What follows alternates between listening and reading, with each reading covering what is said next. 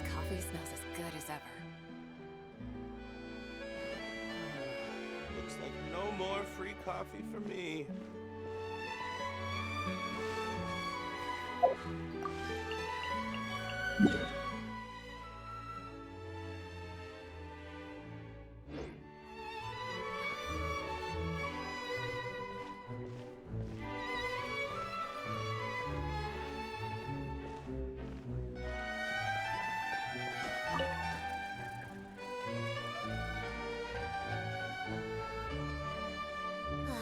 The tea here just keeps getting more bitter. Looks like no more free coffee for me.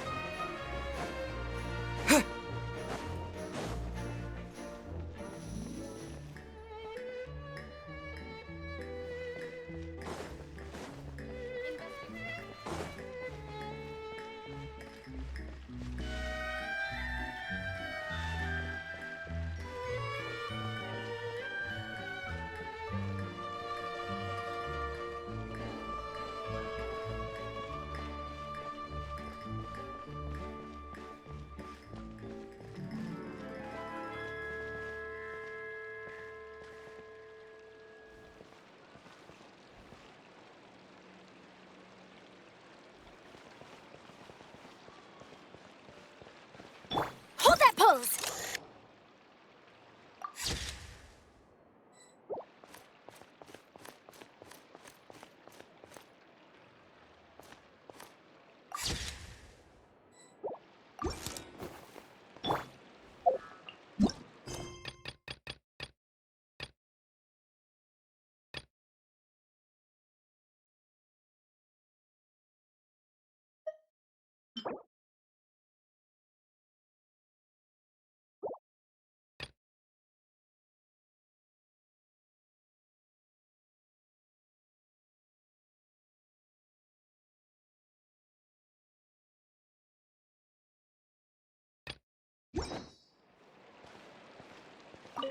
So, you've heard of this Lord Artificer? You haven't? Oh, of course I have. That was just a test. Right. Well, he revolutionized clockwork mecha and invented Numa Usia annihilation energy. He was also the founder and first director of the Fontaine Research Institute.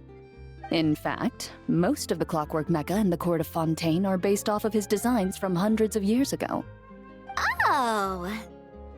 Still sure you've heard of him? Oh, of course. You just know more of the details.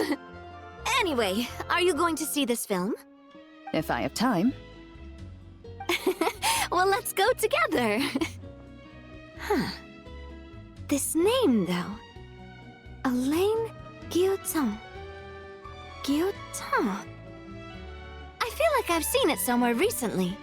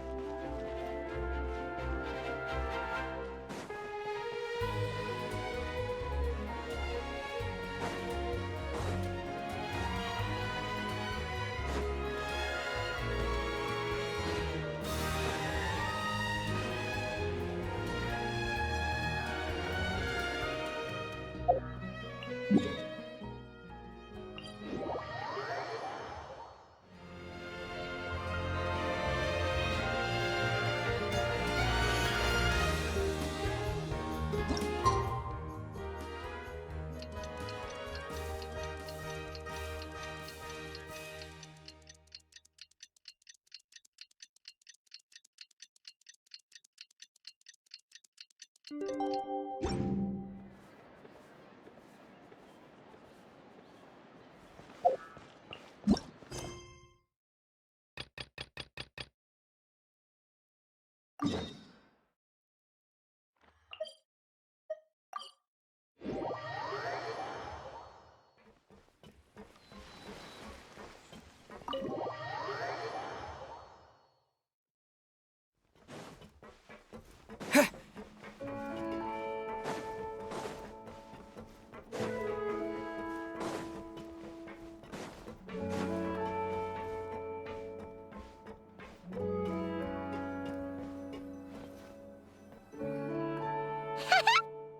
having a bunch of fun filling up this aquarium.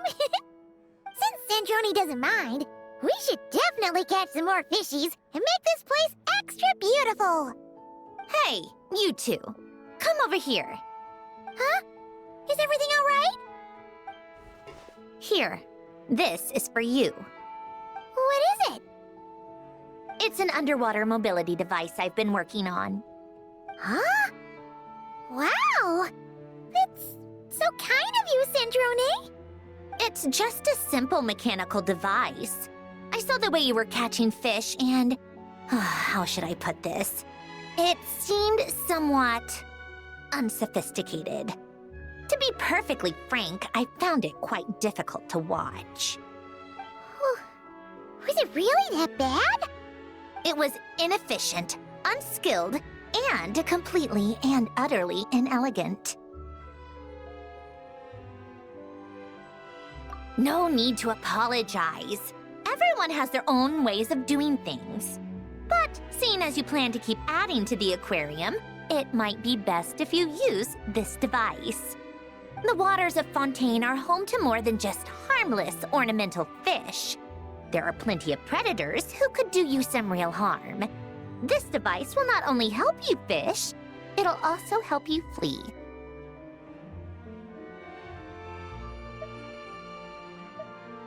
All right. Oh, and if you're going for a swim, go now. And don't forget to tell me what you think of the device. I can always make more adjustments if you have any feedback.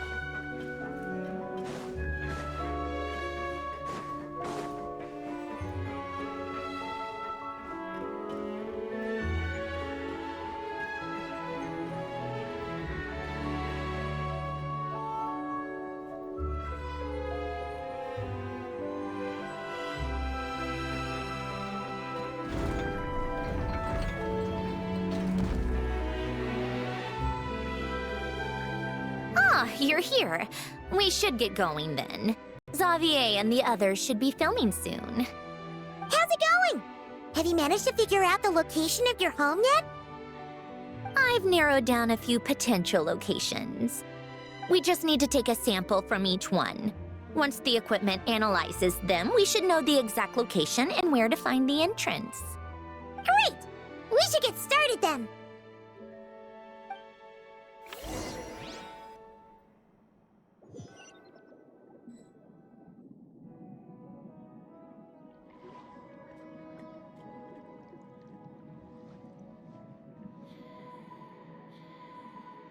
All right, let's get a move on. That should do it. Let's head back. The filming should be just about done. We made good time. We might even know the location by the end of the day. You sound pretty happy about that. Do I? I suppose I've just had enough of these anomalies I've been dealing with. The sooner I can fix them, the better. Anyway, enough chit-chat. We have work to do. Oh, but let's head in through the side door. I don't want to run into the crew on the deck.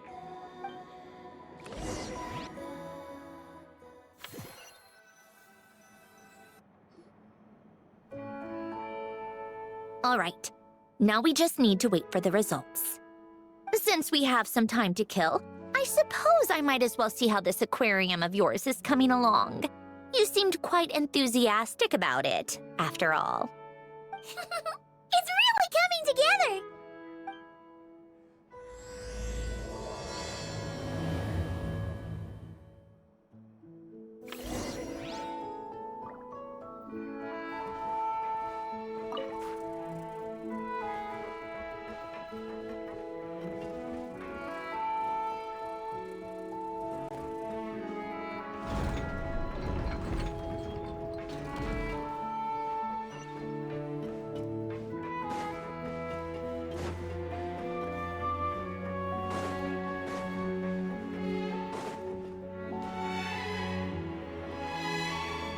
Oh, kind of impressive, actually. These must be the ones we caught the first time we went underwater. Like it? It's fine, I guess. Nothing special. Come on! It sounded like you really liked it just now! You're that proud of it? Is this a sense of accomplishment or something? Well, yeah. And it's pretty! You know it's gonna be gone soon, though, right? What do you mean? After the festival, this ship will be returned to the fortress of Meropide, and this aquarium will be no more. So? So, no matter how much work you put into this place, once the festival is over, it's all just going to disappear. But not making the most of it when we have the chance is an even bigger waste!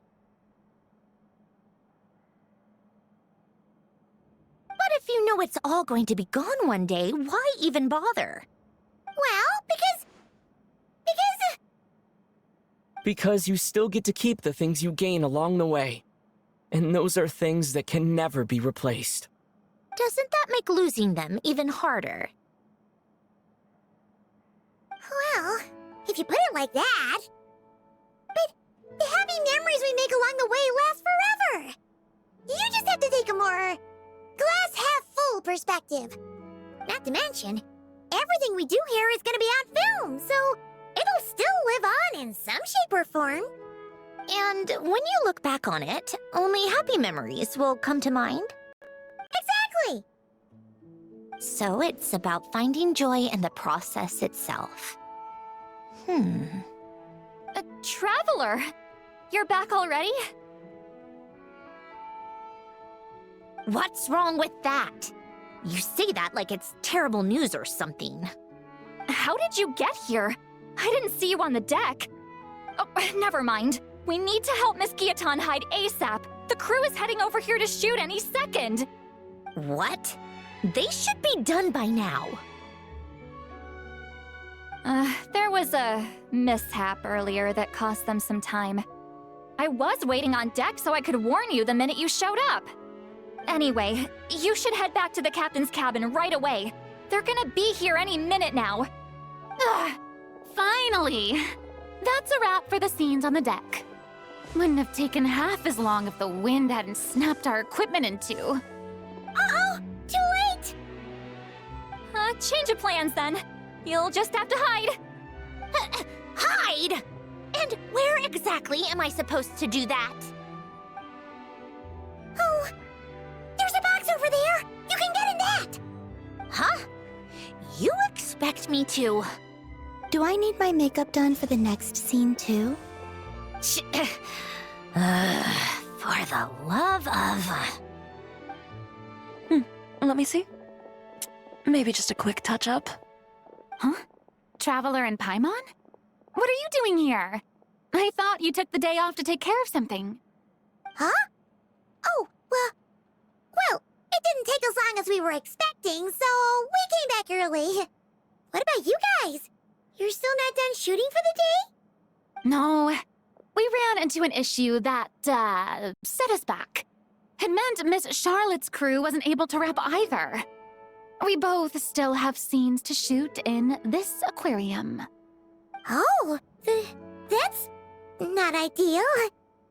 For several reasons. Let us help then. The sooner we wrap, the sooner everyone can get some rest.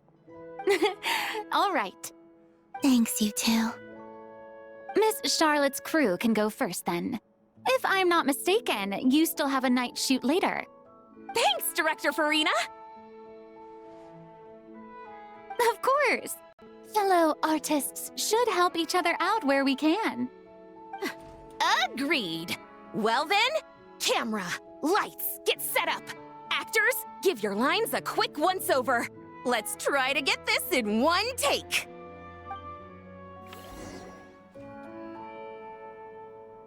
All right, places, everyone!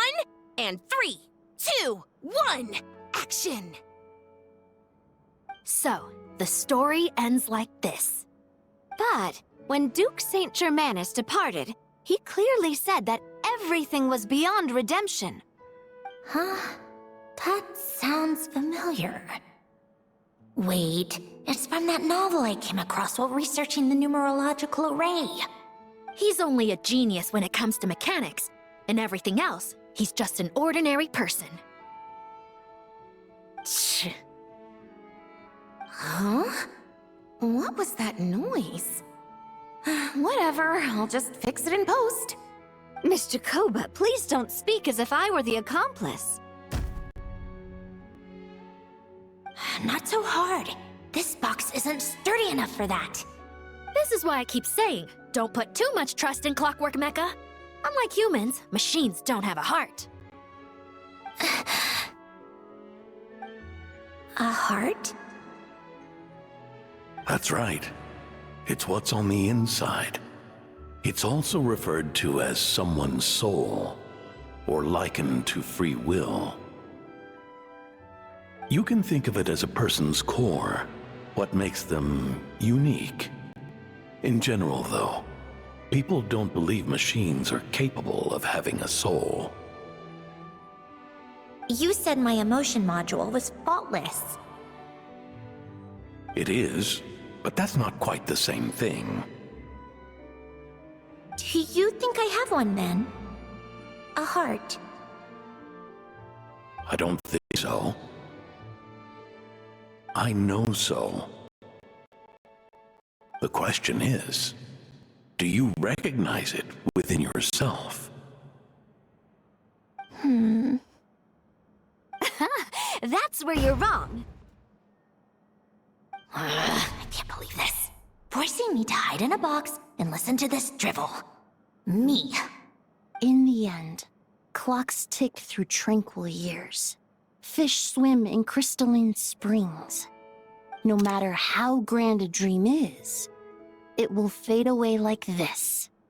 Forlorn, wordless, silent. And cut. That was a long one. What did you think? If she makes them do another take, I'm going to flip a lid and not just the one to this box. Oh, there were some weird audio things going on, but acting-wise, it was great! It's a keeper! Perfect! That means I can get out of this box. it's our turn. Camera operator, set up for the next scene.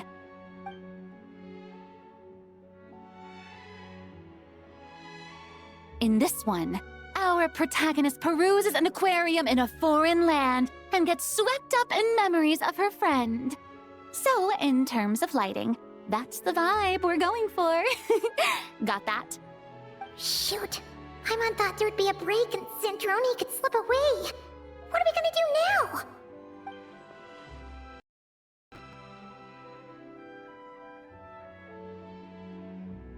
Break a leg! Yep, we're headed off to shoot our next scene.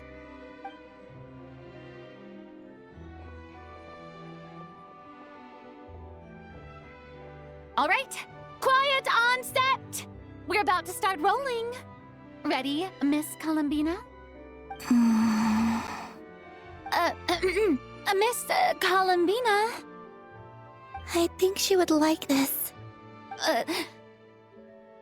Quick, we should roll on this. It doesn't forage with the others, or prey upon its smaller kin. Instead, it remains where it is, cradled in the coral's quiet beauty, as though the raging cyclones above are of no consequence. And yet, she still stood before the cyclone in the end. So I think that story has it wrong. She is no different than us. She has a heart.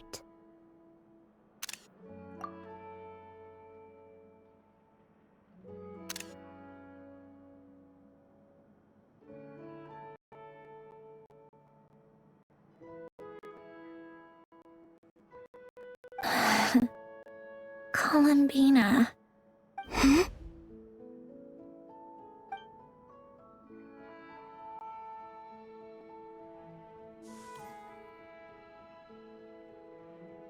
Uh-oh. Is she onto us?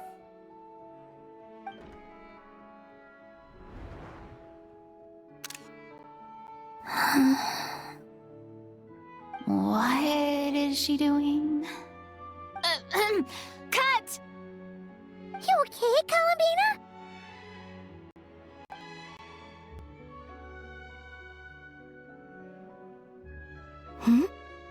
Oh, yes.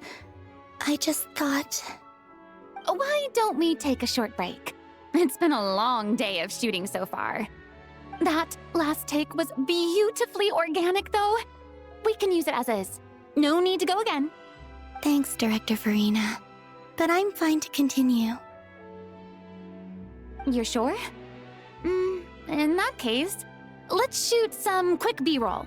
Then we can move to our next outdoor scene.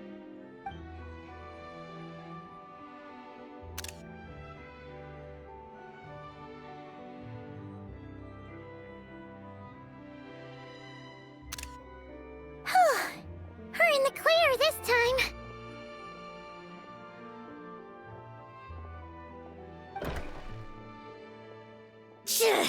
Ugh! Absolutely suffocating. You okay, Zandroni? Right as rain. Come on, let's go check the test results. It's time for me to go home.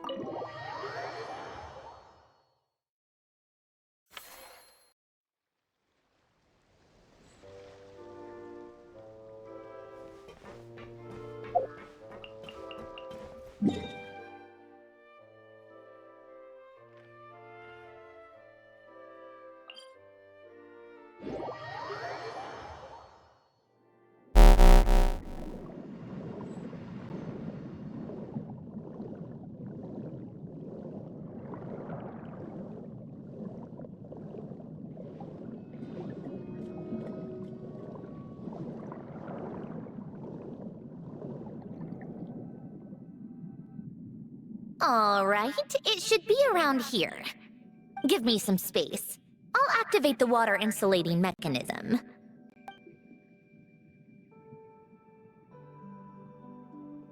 The what? Hélène, much like Renee, had long predicted that the water levels in Fontaine would rise. Thanks to his expertise in mechanics, he was able to implement a few simple measures to protect our home from flooding. I told him there was no need, that I would just move when the water rose too high. But it would seem he knew a day like this would come.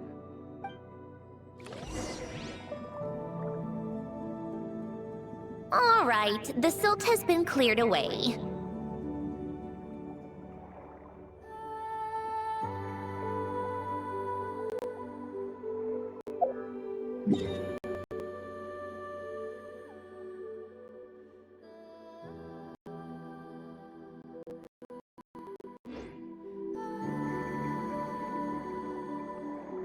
Go activate the mechanism for the first sluice gate. That will fill the empty middle chamber with water.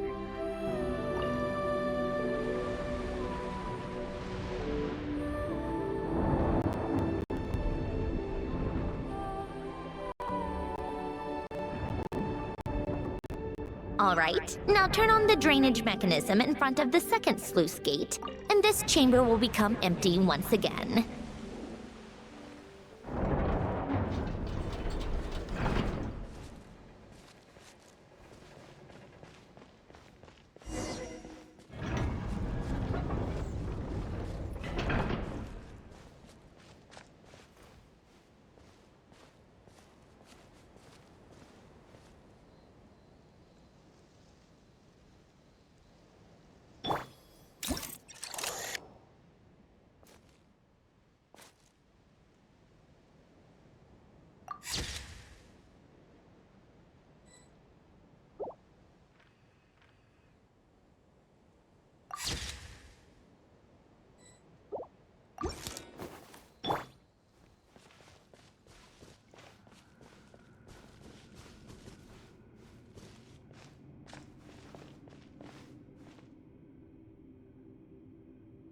So, this is where you used to live? It's beautiful! There's even a garden! Back when I lived here, it was my job to tend to the potted plants and flower beds. Still growing strong even after all this time. Who would have thought? If the weather was nice, I would take Hélène out in his wheelchair and we would go for a walk. Before long, we started bringing Polonia along too. Come to think of it, I was the only one who could get around easily back then. Polonia always got stuck at some point, and it was up to me to launch a rescue mission. Happy? I suppose they were. Uneventful, but pleasant. Repetitive, but peaceful. It was like living in a world where time didn't exist. Of course, that was all just an illusion. Death still awaits all of us at the end. Oh. All right, enough standing around. Let's head inside.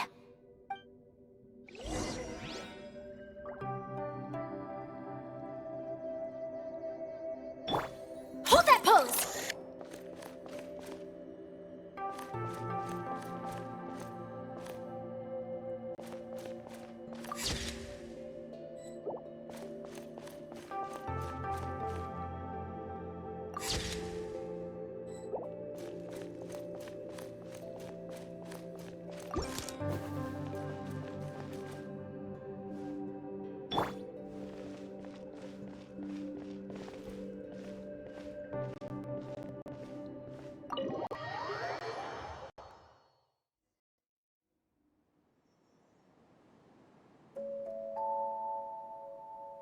Yep, this place is exactly how I left it.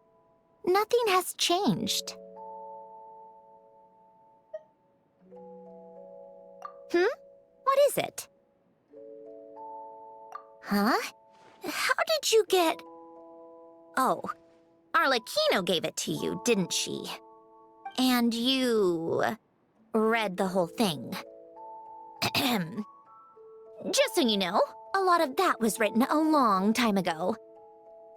very desk, to be exact. Anyway, since you've already read it, you should just hold on to it. I can always start a new one. Well, feel free to look around. I'm going to start looking for the gift Elen mentioned. Oh, but be careful with the stuff around here. I'm not saying you can't touch anything. Just try not to choke on the dust. Polonia.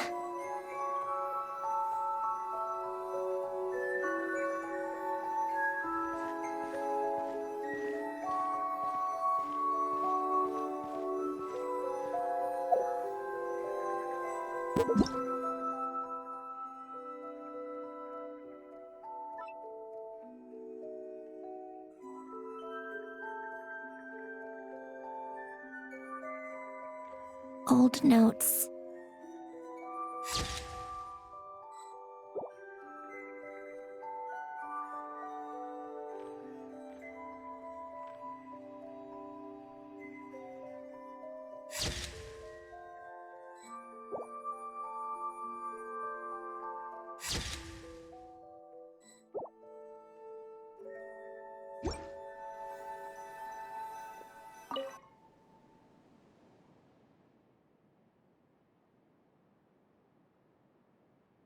Oh, these are some of Elen's drafts from his later years.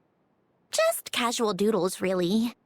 And these are just some unimportant letters. I couldn't be bothered to sort through them before I left.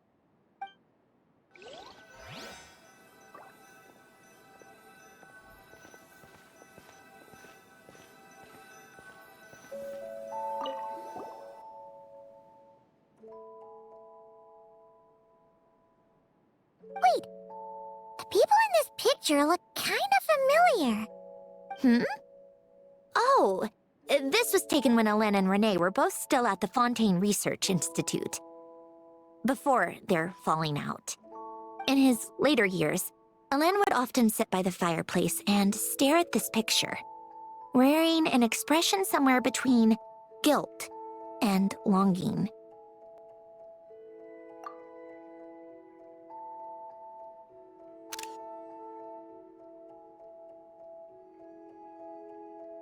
He said he sometimes regretted not helping his friend when he needed it most.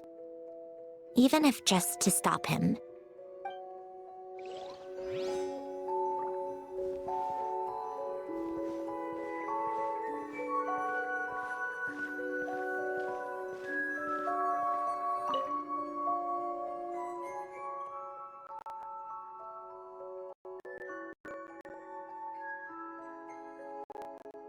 Oh, I played with these when I was little.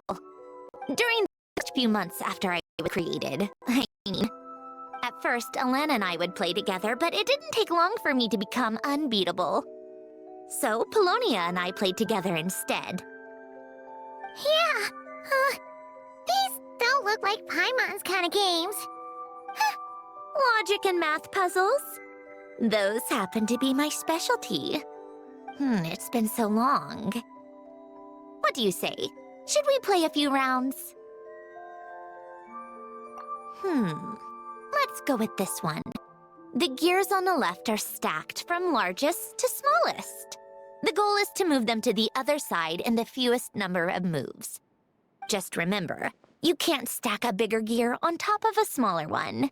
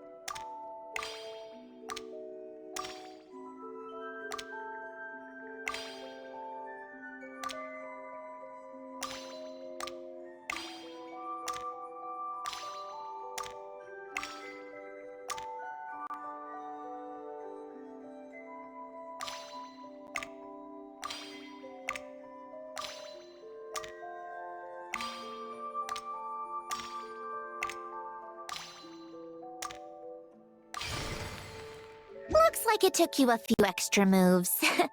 My first attempt was the same. You'll get better with practice. Well, what did you think of the game?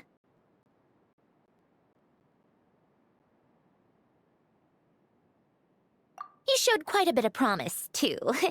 We should do this again sometime. There are other puzzles we could try.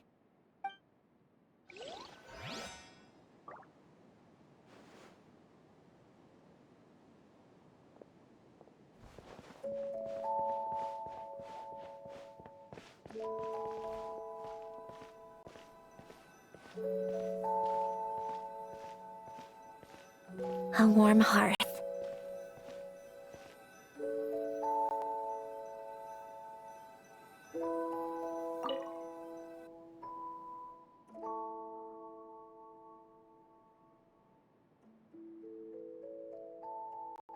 This was Elaine's workbench. Later on, of course, it became mine. It's where both Polonia and I were brought to life.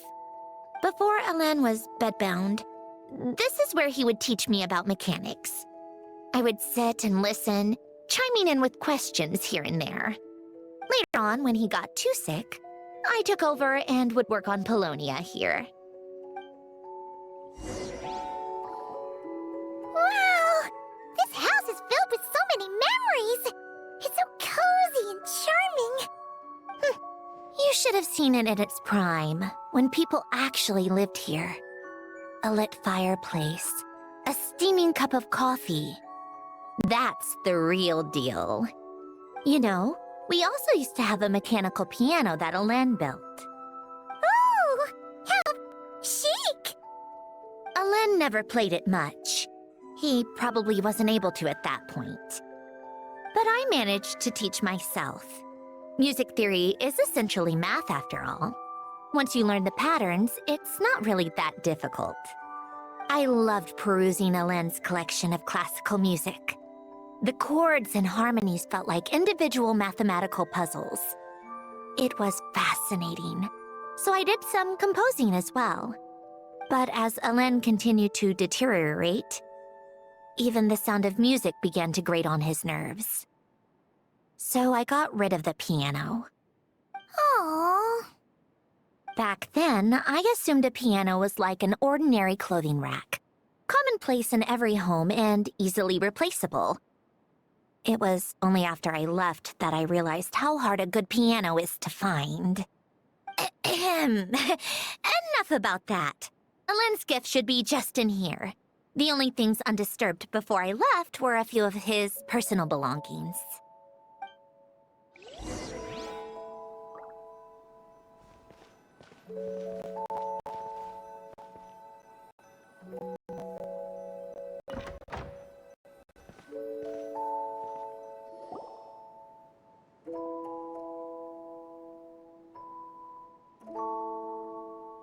Wait, there's a hidden compartment at the back of this box.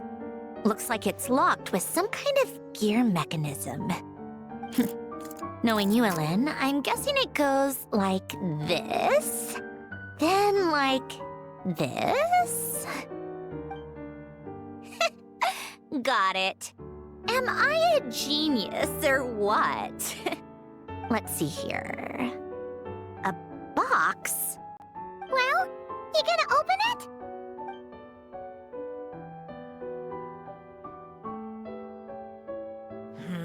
It's heavier than I was expecting. Just how much stuff is in here?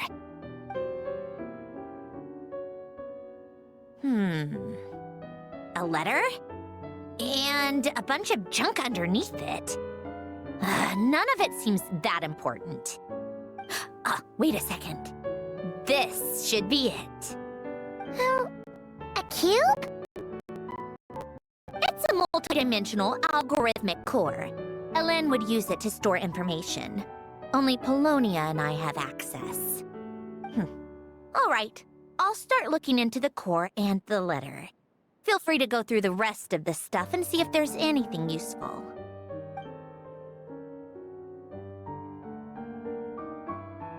Okay. Hold on. There's another picture in here. This one has writing on the back.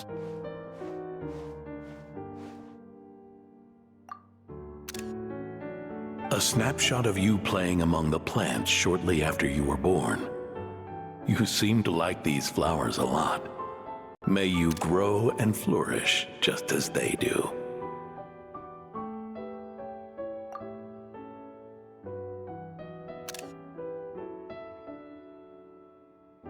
Huh? Wow! Look how happy you are in this picture! You've changed a lot since then, huh? What's that supposed to mean? Just that you come off kind of aggressive sometimes, or, annoyed at everyone around you? Well then, people should stop being so annoying. It's not like I'm the one with the problem. Of course not. Oh, here's something else. Looks like a piece of paper torn out from somewhere. Today, I solved another math puzzle and made a breakthrough on a construction problem the Institute has been stuck on for years. Am I a genius or what? No, wait, that's From now on, I should have people address me as Her Highness the Clockwork Princess, unraveler of all reason.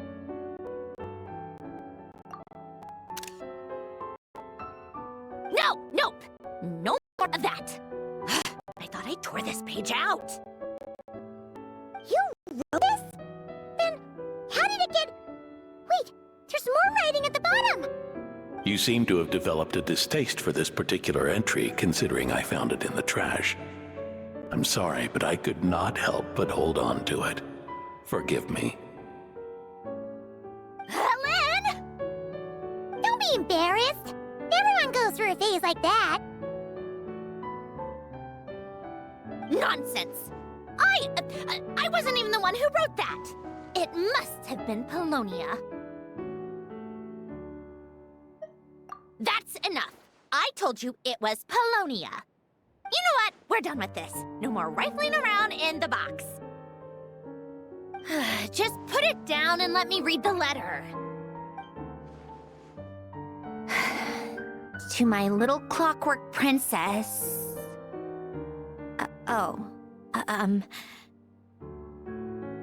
Not another word.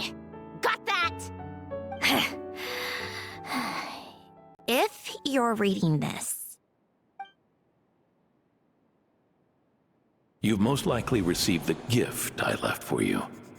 I just hope you didn't stumble across all this while cleaning out my effects or something trivial like that. I once asked if there was something you wished for. Do you remember that? I wonder if time has changed your answer. Regardless, I have another gift. A formula that will allow you to come face to face with the anomaly inside of you. If you even still call her that. Why this gift? To understand that, allow me to wax poetic on the soul once again. I would ask you to stick with me until the end, but I know you will. You always have. I believe a person should be born twice over in their lifetime.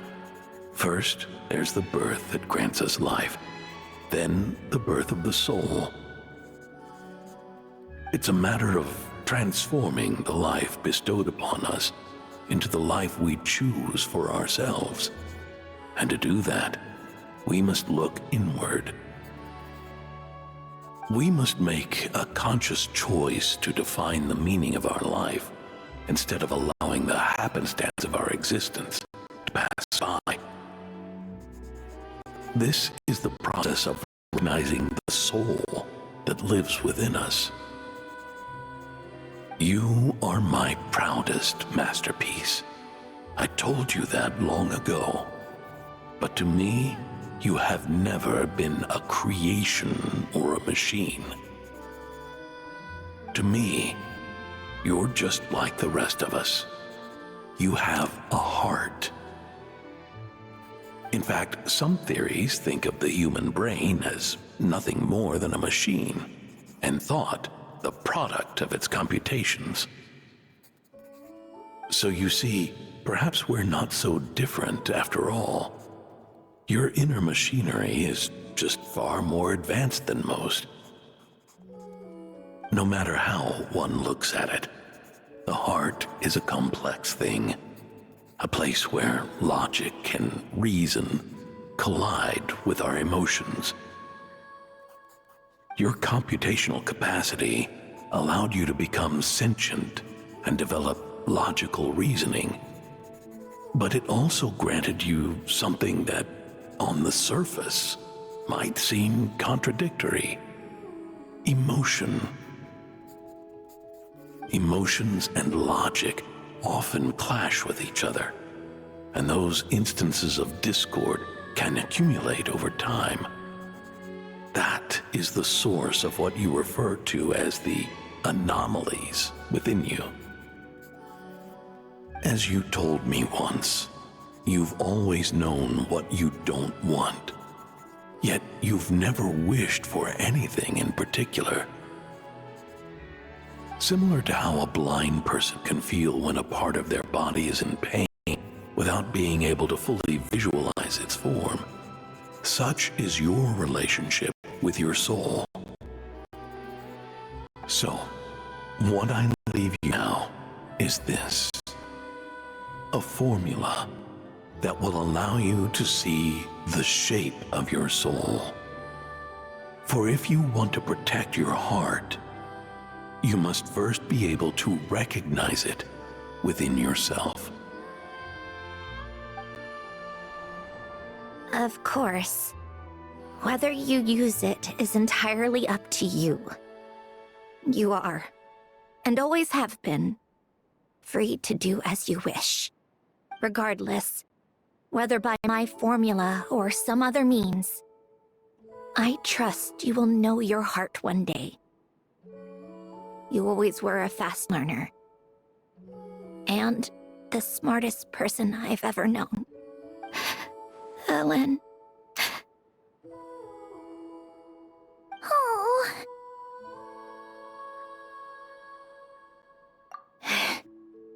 I'm fine. I've already figured out how this formula works. Let's get out of here and then we can use it. You made up your mind already? You're gonna do it? Why wouldn't I? Resolving the anomalies within my core is the reason I came here in the first place. No, I can do this on my own. But, do you want to watch? What do you mean? I already know what anomaly I need to resolve. Like Ellen said, she's an amalgamation of all the times my logic algorithms have clashed with my emotions. And by resolve, you mean that literally, or...? Yes. But if you, let us in like that, wouldn't that mean letting us see a bunch of your, you know, inner thoughts and secrets? If what Ellen said is true, then I'm about to be... born anew, or whatever. This is your chance to be lucky enough to witness it. Besides, you already read my whole diary. When it comes to keeping my innermost thoughts to myself, well, I think that ship has sailed. You're really sure about this? How many times do I have to say it? I finally let you in as, friends, and you want to question it. I'm not gonna offer a second time.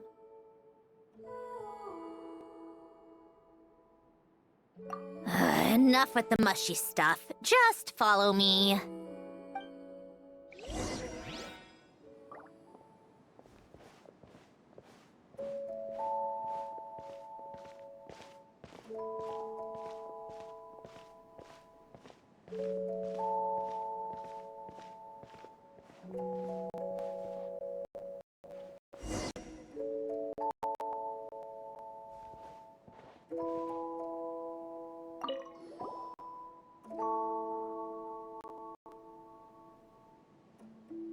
All right. With the numerological array, I can construct a simple formula that will allow you to experience what I see and hear in real time. Oh, just like St. Lolly's scent-sharing technique. that. Sounds like that shaman has some tricks up her sleeve. The arcane and the mathematical are both fundamental laws of this world. Being able to achieve a similar result through both isn't surprising. Anyway, let's get this show on the road. But no comments from the peanut gallery, okay? I know I offered, but I still don't want any interruptions.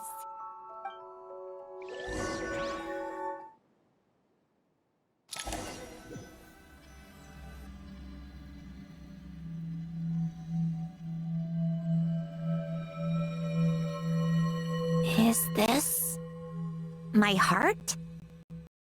No, it's probably just the result of Owen's formula. A space dedicated to resolving anomalies. Huh. But it looks like the walls are all... mirrors? You made it. About time. Is that me? From the past? You just spoke of anomalies. Well, here I am. What happens when emotion contradicts reason? Shall we sit down and talk?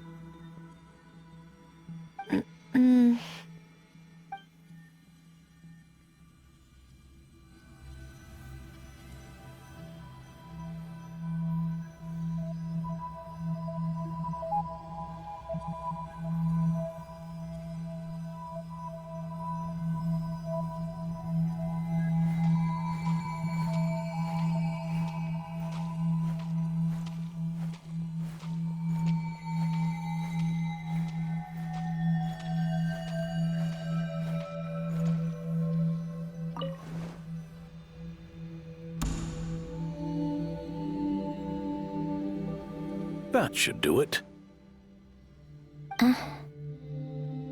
Hello?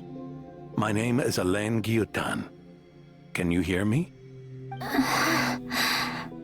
Brings back memories, doesn't it? The time we spent here. Here. I want you to have this. A notebook? You can use it to write things down. I don't need to write things down. I have unlimited memory. Even so, some things are more important than others, right? You can use it to write about the things that matter. So you wish me to carry out a basic priority sorting operation? I suppose you can think of it like that for now. But journaling is also an act of finding oneself. Much like we use wooden stakes to guide a plant to grow in a certain manner, what we choose to write down gives the soul much-needed direction. In the act of choosing what to forget and what to hold on to, we decide what kind of person we want to become. I don't understand. Like I said earlier, I don't need something like this. This is where we were born, where our life began. Mornings of tending to the garden, afternoons spent cleaning, reading, or studying. Evenings of cozying up by the fire, listening to Alain share stories about his past. Alain. What is it? What are you drinking? Oh, this? It's coffee. It, makes me more productive. I want to try it. Oh, okay. Here.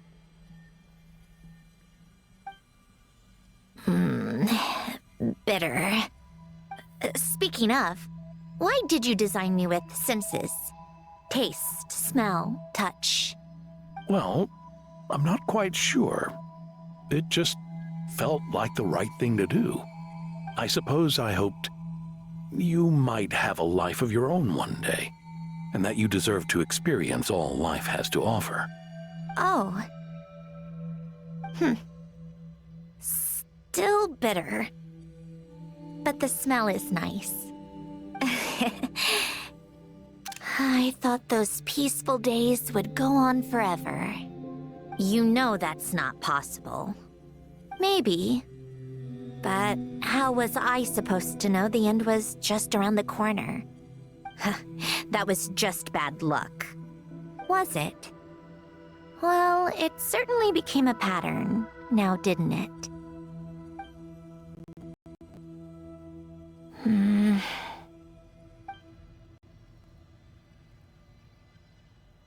Over time, one of the habits we picked up from Elen was a love of coffee. We even took to hosting tea parties. A machine acting like a human. Kind of laughable, right? I suppose that's just what I'm used to. Yeah, that's just what we're used to. Hey, this place isn't half bad. Great spot for a party. More and more people seem to be showing up to my tea parties uninvited. Anyone care to explain? Can you blame me? I saw Columbina leading Capitano somewhere, and I had to see what that was about. I had simply asked Columbina where I might find Arlecchino. I have business to discuss with her, and Columbina suggested looking here. Tartaglia and I were unaware that this was a private gathering. Apologies for the intrusion. It won't be for long. Whatever. Just add it to the list of annoying things that have happened today. What's one more? Since you're here, you might as well stay for a cup of tea. See? Told you she wouldn't mind. Much obliged, Sandrone. Well, look who we have here. Good thing I brought extra desserts. This has turned into quite the occasion. Capitano, I was just about to go find you. Pardon the intrusion. Rest assured, I won't sully your gathering with talk of work. We can have our discussion later.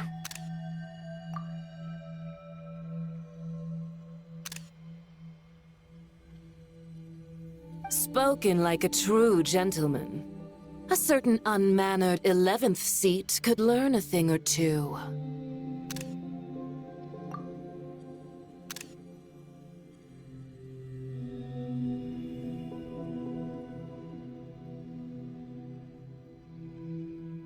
You know, you really should start being nicer to me, Rosaline. Or I might just snatch that 8th seat right out from under you. I'd like to see you try. If you're gonna fight, take it outside. The only mess I plan on cleaning up is tea-related. I still don't understand how our quiet afternoon turned into such a crowded gathering. One by one, people just kept barging in. And then, one by one, they left without a word. Yeah, pretty annoying, huh?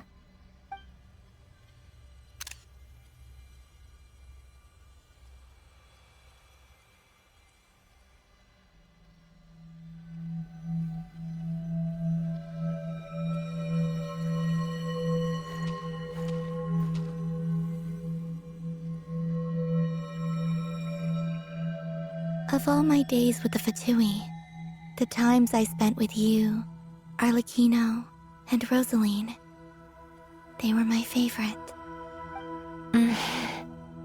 Goodbye, Sandrone.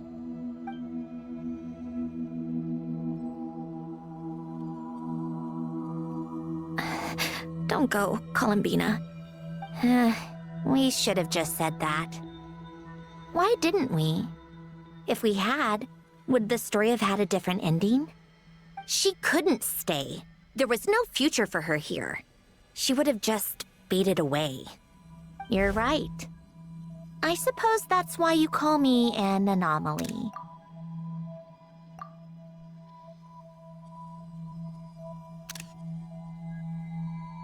Every time you make a decision, there's a voice inside your heart.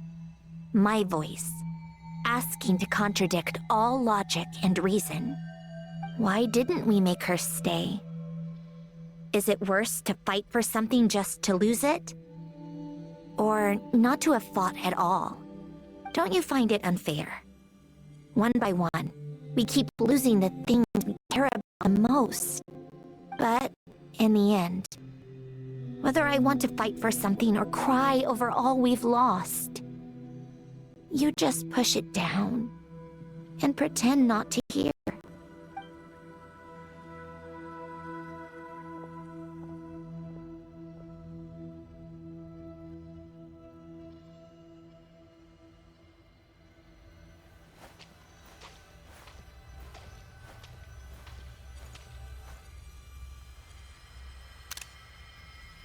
And now, even Polonia, the other half of Elen's legacy.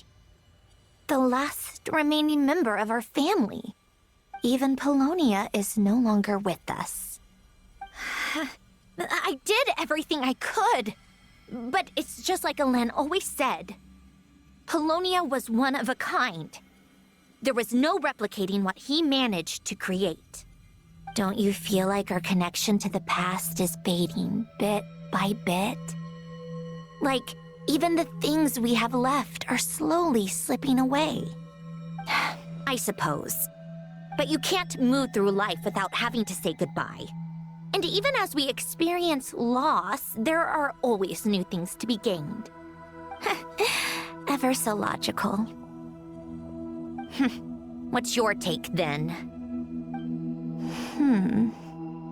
It feels like the more I care about something, the faster the world takes it away. It sounds so stupid, but I can't help it. That's the hand life has dealt me time and time again. Why even fight for something that's just going to be lost in the end? Better to never have had it at all. Better if it would all just disappear. Dark, I know. But the heart wants what it wants. Maybe the stellar linchpin appeared because of me. Because of what I wish for. I don't think so. Yeah, probably not. What an anomaly wants goes against all logic and reason after all. Well, go ahead and do what you came for. You're here to resolve the anomaly, aren't you?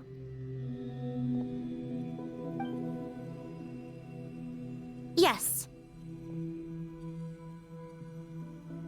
What's it gonna be? Keeping me imprisoned here like before? Or eliminating me entirely, like debugging a code? That might actually be a mercy. I don't care. I just don't want to experience the pain of loss ever again. Go ahead. I'm ready.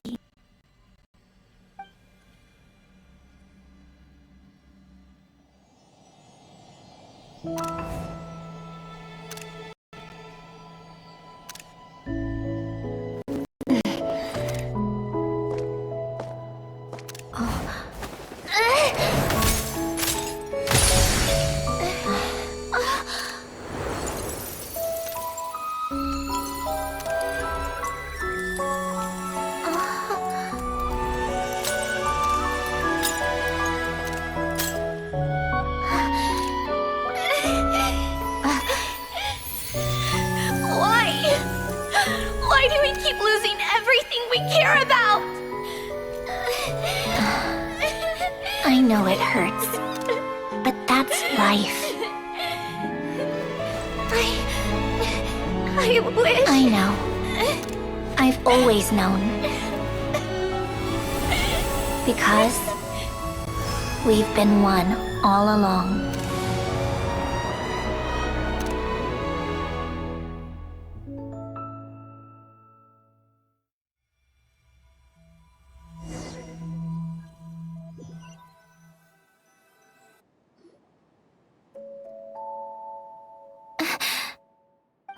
Sandrone! I'm fine. It's okay to cry, you know. Cry? You've got to be kidding me. Save the comforting for someone who needs it, Paimon. The emotional side of my core algorithm. My emotion module has always been fully developed and operational. Elen tried to tell me that too. I've just chosen to ignore her voice all this time. I suppose. Come to think of it, it's kind of like the aquarium on the ship. The aquarium? The old me took one look at it and saw something I would inevitably lose. So I stopped putting in the effort. Then, one by one, the fish all swam away, and the place became even more bleak and depressing. Pretty pathetic, right? Don't say that! A lot of people would feel the same. It just shows how much you care about what you have. Now? After seeing what you've done with the aquarium, I have to admit, I think it's beautiful. It's like you said, we get to keep the things we gain along the way. And those are things that can never be replaced, because we choose to hold them in our hearts.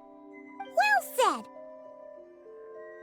Besides, I've already died once. I'd be stupid not to make the most of this second chance. Right! Earlier you, or your inner self, mentioned something about her wish. What was it? You think that's something you can just ask, and I'll tell you? Think again. I may have accepted my emotional self, but I'm not about to go all soft and mushy on the inside and pour my heart out.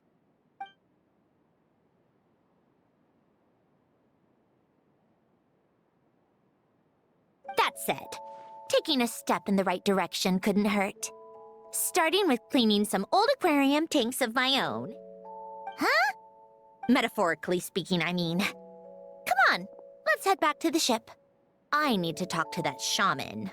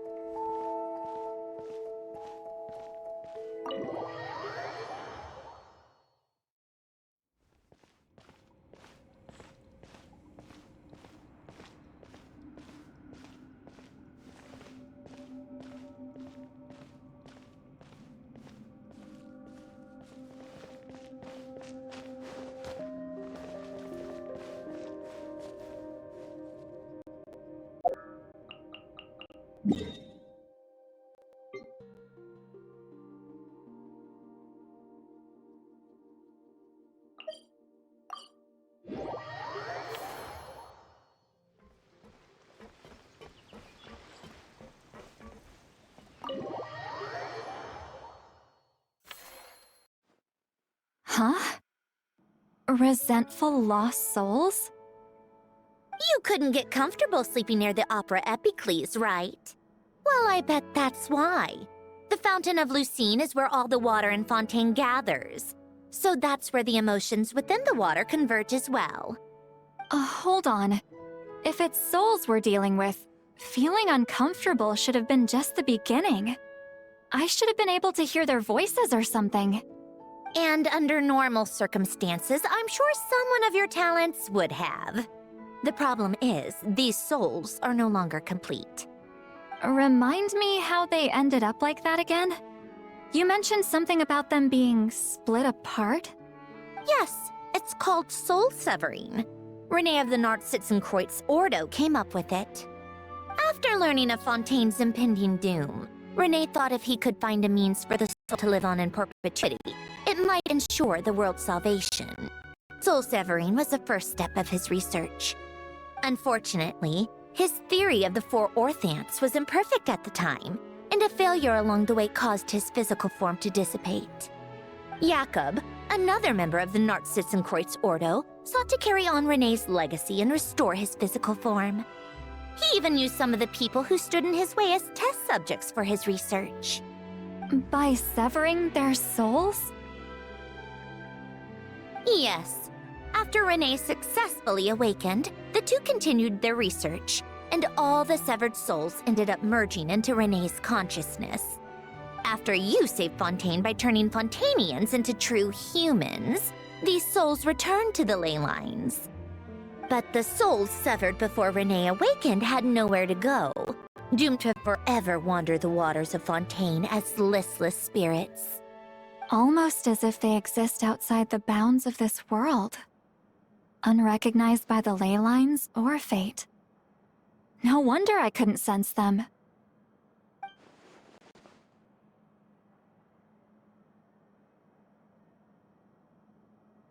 Not only that, but over time, they began to fuse with other entities. Their inner resentment lured in all sorts of evil beings, which corrupted and defiled them into nothing more than accumulations of filth. But the full transformation must have been recent. Otherwise, the Udex surely would have noticed. Wait, no, he must know already. That would explain the underwater Melazine patrols. No wonder I kept running into officers from the Mara Chaussee Phantom earlier. In that case, let's go find Nervalette and we can sort it out together. No, not just yet. Why not? For one, the diplomatic castle alone would be a nightmare. Even though I haven't reported back to Snezhnaya yet, I'm not planning to leave the Fatui anytime soon. Besides, with me here, success is a done deal. Involving other people would just complicate things. All I need is for Miss Lolly to help pinpoint the location of this monstrosity. Think you can do it? With my eyes closed. This is what I do. I'm a lot better at it than manning a desk, at least. But, how exactly do you plan on resolving this soul stuff? Even to me, there's no obvious answer. Seems pretty complicated, all things considered. Just trust me. I have the perfect solution. All right. If you're that confident, we'll follow your lead. Why the sudden interest in helping Fontaine with this, Androne? You never knew Renee and the others, right? No, I didn't. And you're right. This problem has nothing to do with me.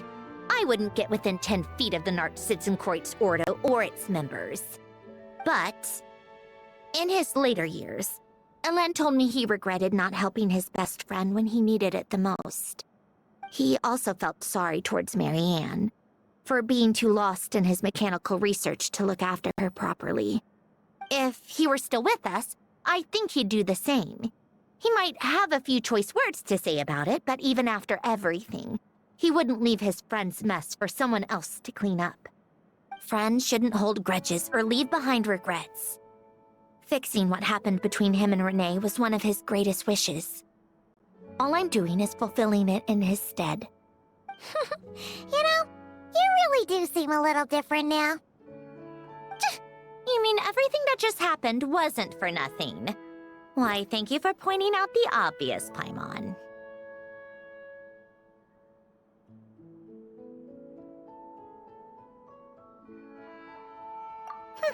Just washing off the grime of the past. Turns out, a lot can build up after being ignored for so long. What's this about aquarium tanks all of a sudden? They go off on some grand adventure and what? Now they have their own private code? Stupid. All right then, Lolly. Tracking this thing down is up to you. Huh? Oh, right. No problem. You got this, Granny Eatsley!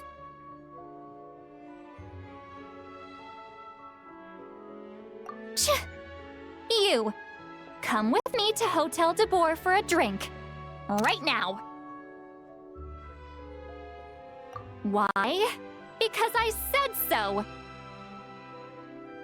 Miss Guillotin, I'll report back on the location tomorrow morning. Just need a drink or two first to bolster me up.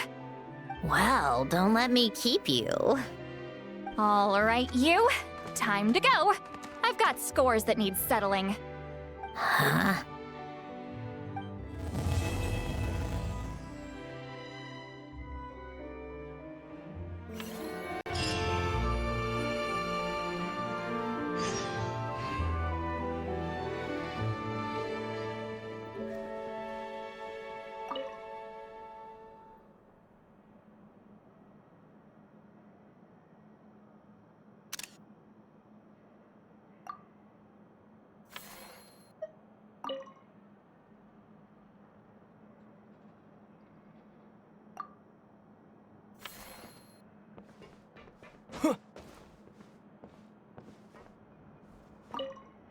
Listless, abandoned souls. An accumulation of resentment and filth.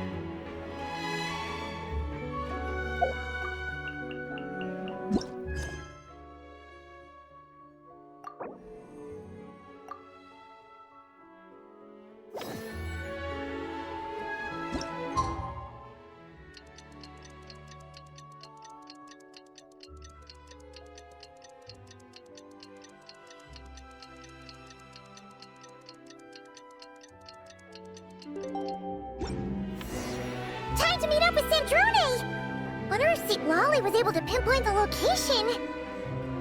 Well, we should know soon. Let's just hope it all works out.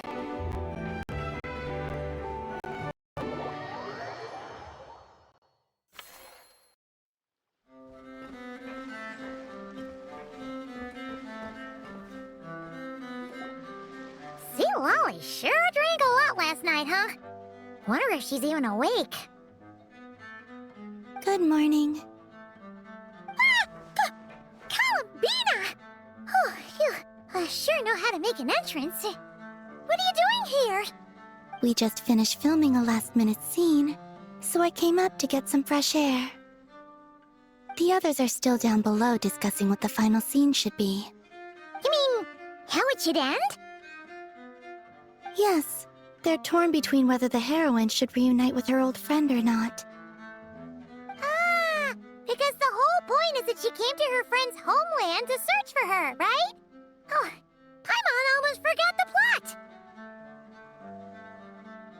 Yes. Director Farina and Miss Chiori think a tragic ending where the two never meet would be more poignant. But Director Xavier thinks having the two reunite would make for a more touching and heartwarming ending.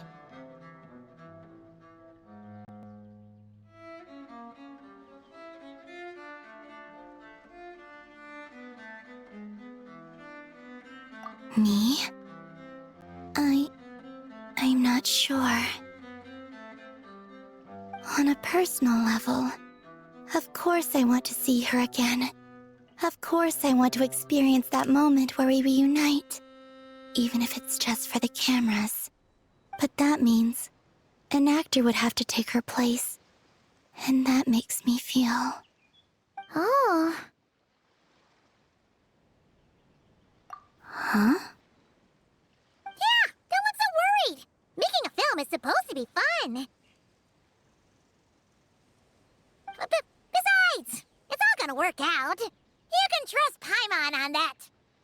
Work out? How? Well, you know. Yeah, exactly. Okay, I trust you. I'll just focus on having fun for now. Well, well, look who we have here. Traveler and Paimon. Oh, the lighting specialist and clapper loader that never were. Yeah. We kinda went AWOL, didn't we? Sorry about that. Seriously, don't worry about it. Everything's going smoothly on our end, so just do what you need to do. You seem to be in better spirits now, Miss Columbina.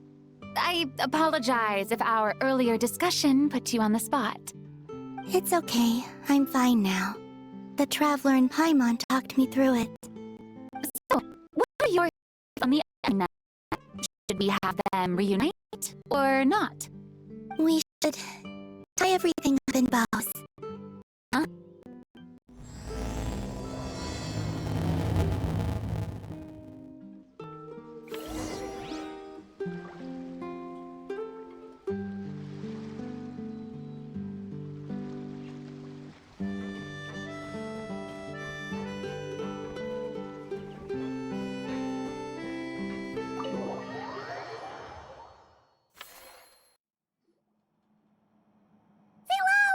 We're here!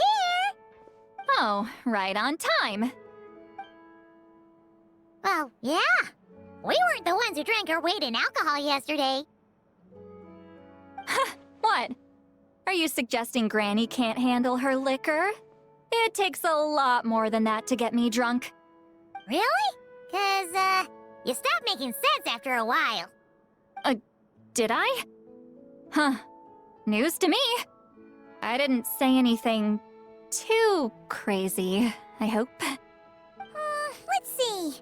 You spent half an hour bad-mouthing Auroron, half an hour complaining about work, an hour talking about light novels, and, Paimon kind of fell asleep after that.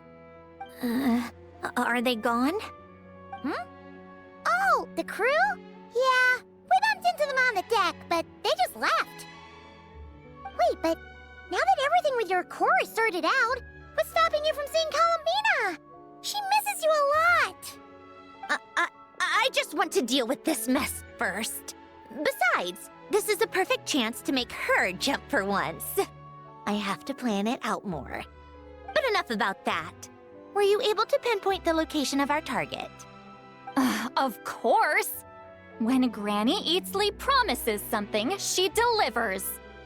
Great, let's see. The Morte region.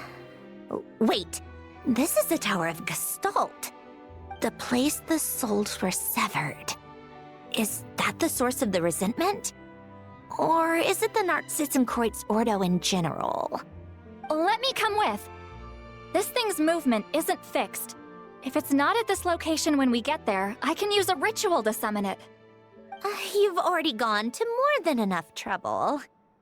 I don't mind. These old bones have nothing better to do anyway. Summoning a spirit isn't going to do me in. Besides, if I don't go, they'll just have more inside jokes I can't join in on.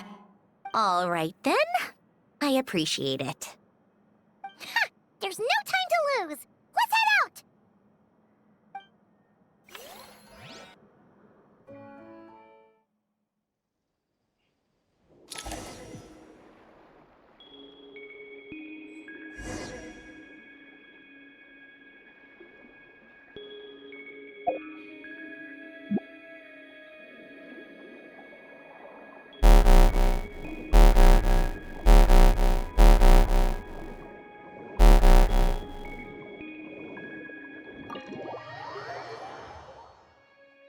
Huh, no sign of it so far. Should I start the summoning ritual? Let's drain the water from this floor of the tower first. It'll make it easier to move around. Wait, we can do that? Of course. Alan and Renee both saw the future that awaited Fontaine, and even shared a few methods for waterproofing buildings. The principle behind it is... not important. Just unlock the mechanisms in the order I tell you.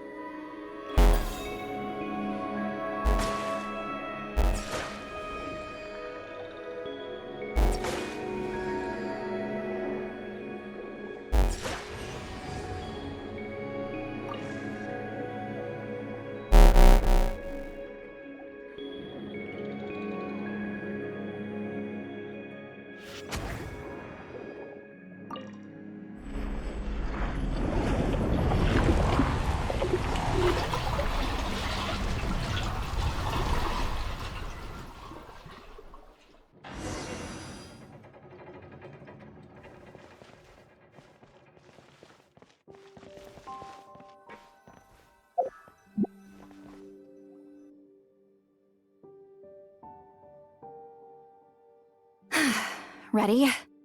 Yeah. When this thing appears, I'll try talking to the souls inside. But more than likely, they've already been driven to madness. If communication fails, we'll have a battle on our hands. In that case, Paimon better find a hiding spot! If a fight does break out, I should be the one to deliver the final blow. Trust me on that. Understood. All right, I need quiet. Wandering spirits, drifting along the tides. Hear me now. Broken souls, silenced, torn apart, and forsaken. Follow the traces of the past, and return to us. Let resentment recognize resentment. Let vile entities be drawn together. And in this place, take form once more.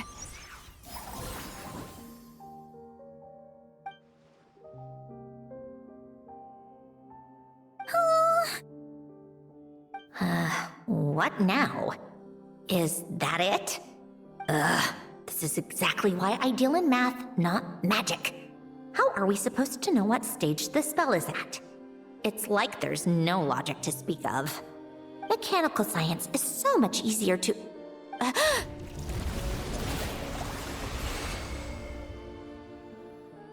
Watch out!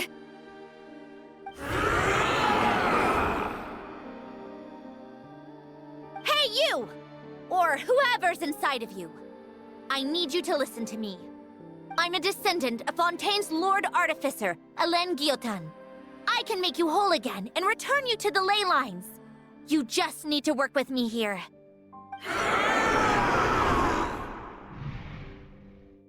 Centrone! Shh. Looks like talking this out is off the table. All right, plan B. Time to blow off some steam.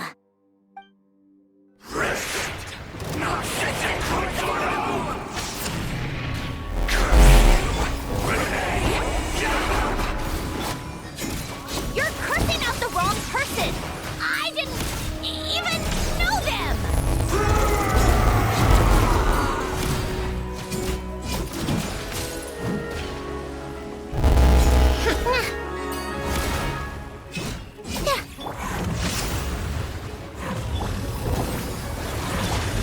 Take a break.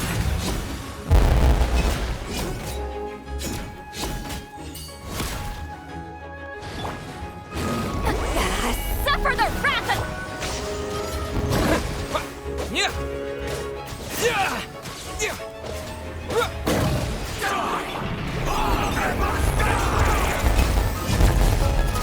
Most of them already did.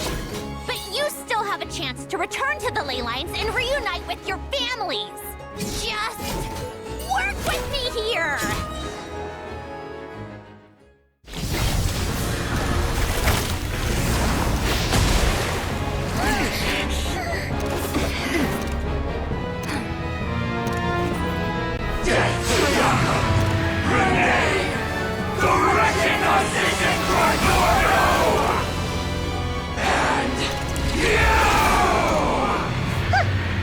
I told you I'm not like them.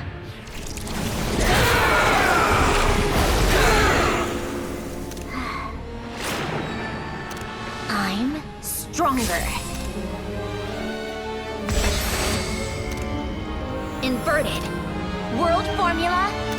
Reversion.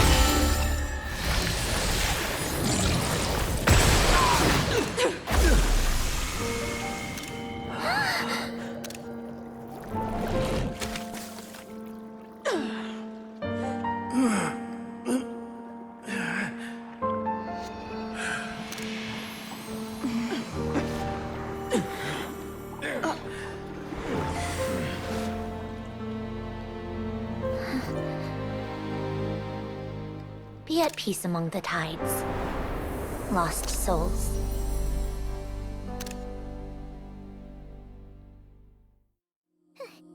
Is it over? Yep, told you it'd be a piece of cake.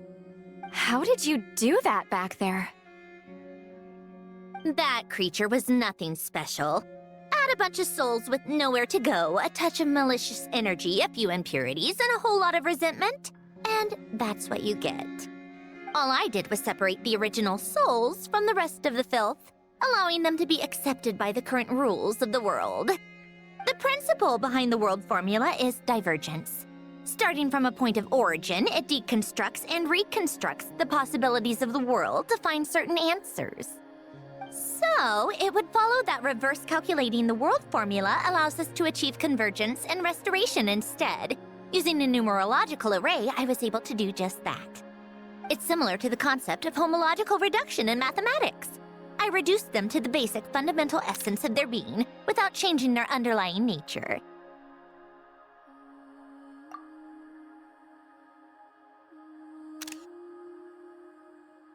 That meant... never mind. Judging by all the blank stares, I'm guessing you don't actually care. I think I finally understand how Outlanders feel when I ramble on about shaman stuff. Point is, it was super impressive! You really are amazing, Sandrone! You're just realizing that now?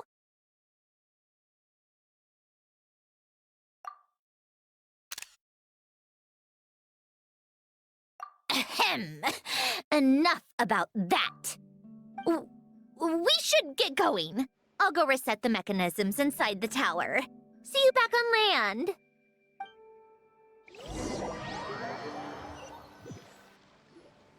Well, that's one old mess for the books. Glad to have that over and done with. Feels nice to do a good deed every once in a while. You helped everyone out a bunch in Nod-Krai, too. Kinda seems like you're just a good person at heart. I wouldn't be so sure.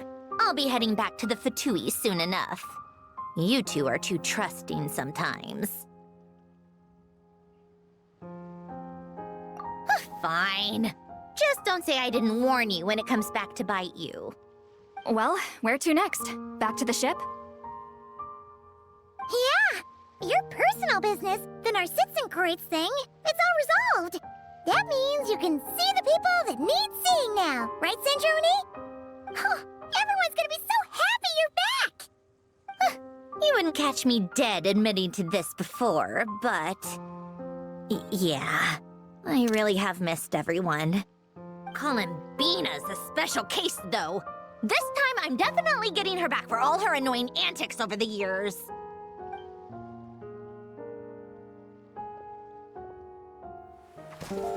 She'll sense me coming from a mile off. How am I gonna...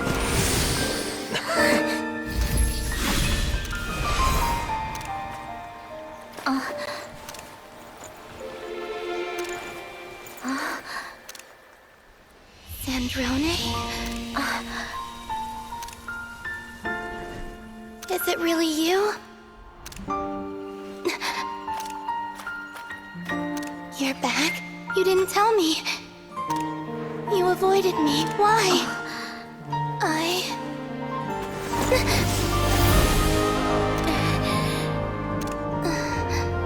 Sandrone? Now we're even. I missed you so much. That makes one of us, idiot. I'm here, Columbina.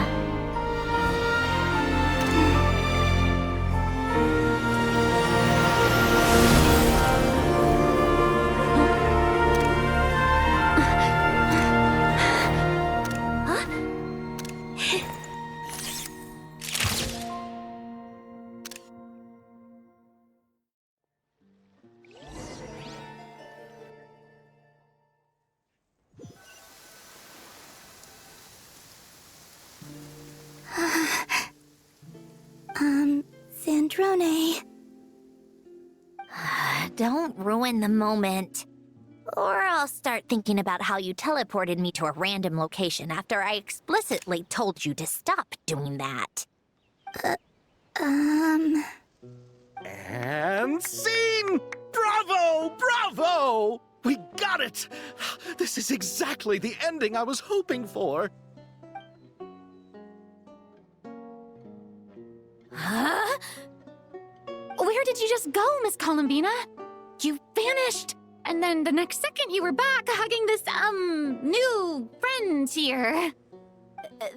That was all on camera? Yeah.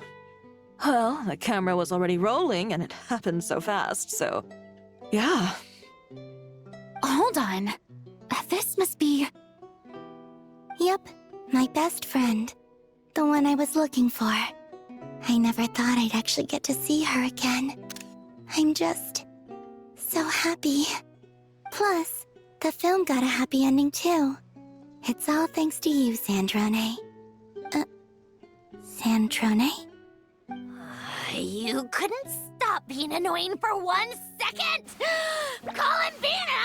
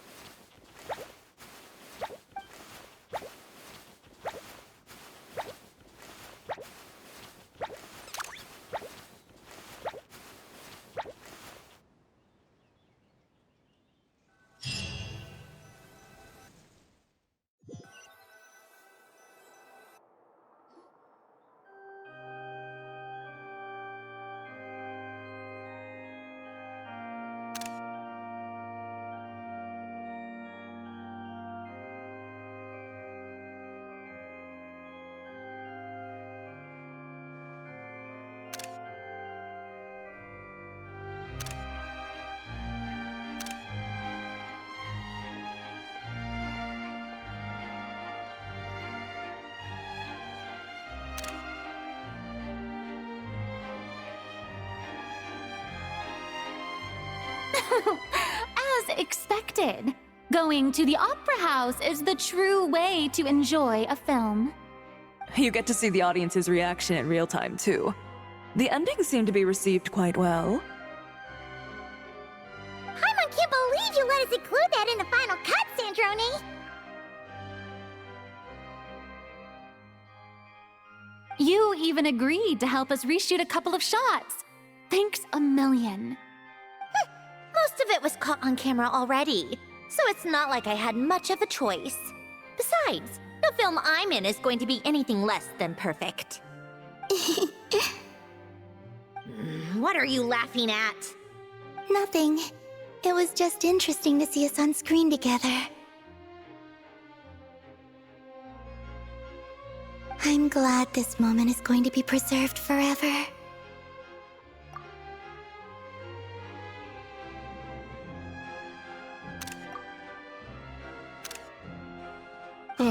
Just a pity we didn't take home the Farina Award this time around. Well, artistic films can rarely compete with commercial ones. You should have prepared yourself for this the minute you changed the script. True. Oh, did I hear someone mention the Farina Award? Come on, don't gloat! I won't. Our crew winning the Farina Award was a team effort after all. Costume design, script adaptation, ooh, and the practical effects were so realistic. The flames and explosions even made me jump while we were filming. A lot of the effects were based on actual items the Special Patrol confiscated from criminals. Who knew they'd serve another purpose, right? But it turned out amazing! Really brought the thrilling scenes from the novel to life. Fontaine's film industry is seriously impressive. Which film did you vote for, Silali? Isn't it obvious? Great Detective Herlock, of course! That's the whole reason I'm here! You all should be proud, though. A lot of critics are saying really good things about your film, too. Longing and loss, searching for something even after it's gone. It's a film that makes you think about life, and how important it is to explore those themes. Well, that is what the art of storytelling is for. Watching a film with friends is so much fun! There's so much to talk about! Ooh, let's throw a celebration later then! We're all old friends! Oh, we could find a place and chat to our heart's content! How about the Winglet? That's perfect! Friends and family are more than welcome too. So if you want to bring people, don't be shy. You all can head over first and make yourselves at home. I'll bring over some refreshments in a bit. I just have one more stop to make first. Can I come?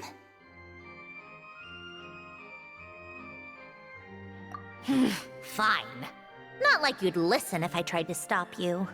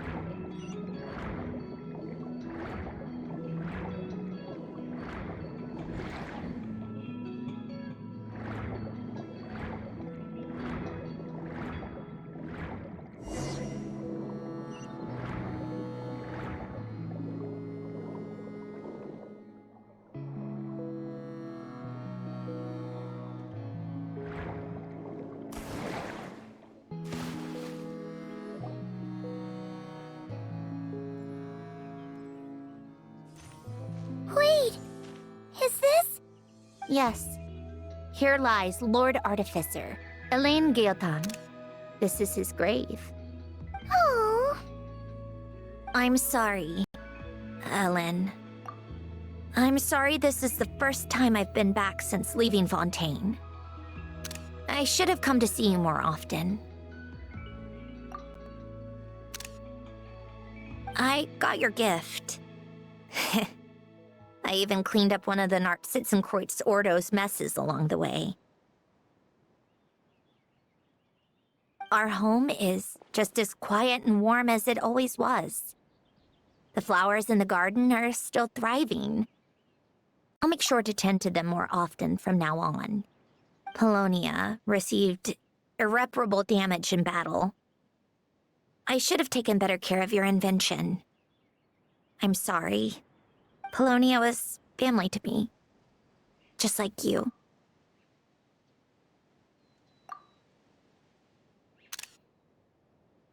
You always said I was a fast learner.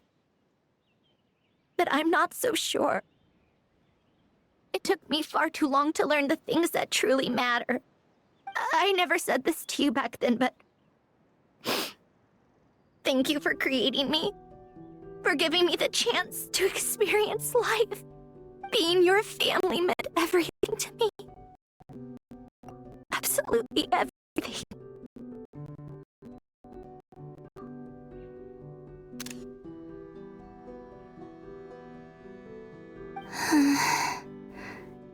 Can I say a few words as well, Sandrone? Don't need my permission. Hello, Mr. Guillotin. I'm Sandrone's friend. You don't need to worry. Sandrone is doing great.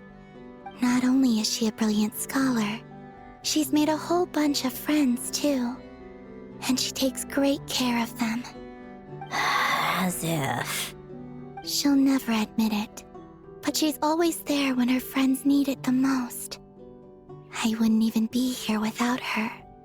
So, if she ever needs help, her friends will be there in a heartbeat, including me. That's what best friends are for. Columbina. What else? Oh, she likes drinking bitter coffee, listening to piano music when she can't sleep. Turns out she even likes giving hugs. No, wait! Don't tell him all that! Huh? I don't understand. I didn't think you'd want to hide things from him. Well, yeah. But there are still things I don't want to say.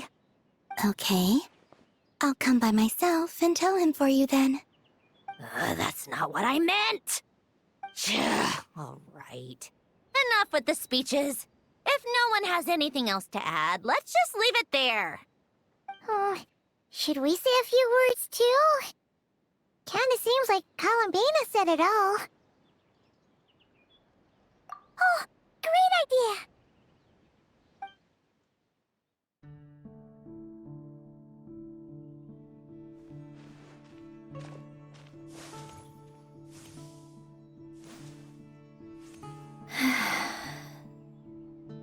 Goodbye, Ellen.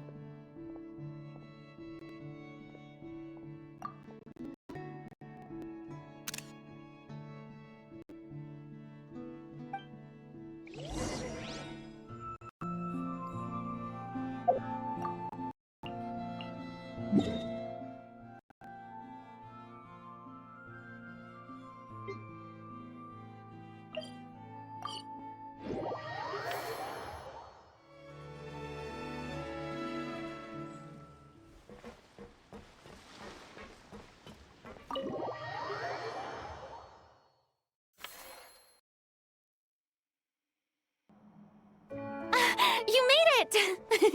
The party's already started. Oh, but, you didn't bring anyone else along? I thought you headed out to invite some friends. We did invite a friend, actually. She'll be here soon. She's even bringing some desserts to have over tea. You should join us later, Miss Farina. I do love a tea party. Then don't mind if I do. This seems like a fun occasion.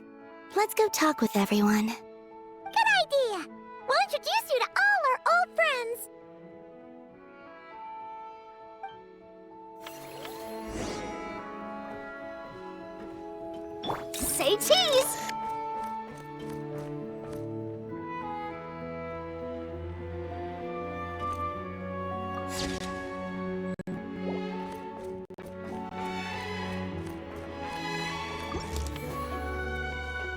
that pose!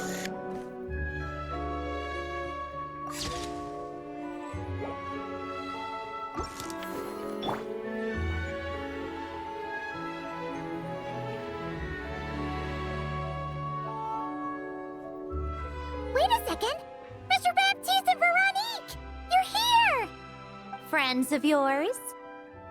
Veronique is the prop manager for Musketeer Pictures, and Mr. Baptiste is the author of The Two Musketeers. Yeah, former prop manager. Now we're just two criminals serving our time. Thanks to Duke Risley and Nurse Sijwin looking out for us. Not too bad, actually. You make it sound like I'm giving you special treatment. I just think the method of justice you chose to pursue is one people can respect. You are far too modest, Your Grace. The only reason we were even able to come to the surface for the festival is because you fought for it. It's also just good for the physical and mental health of the prisoners in general.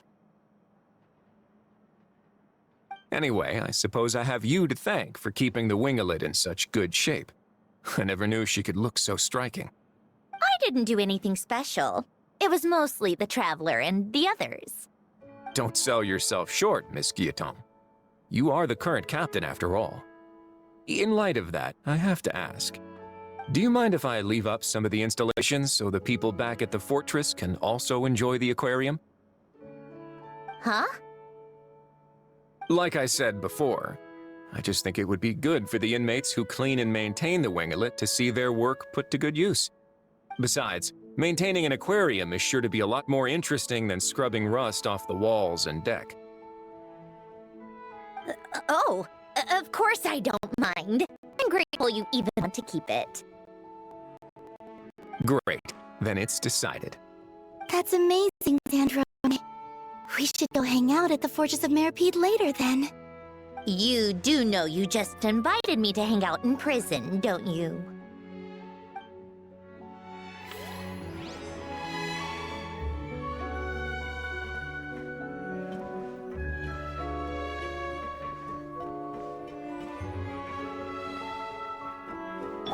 Say cheese!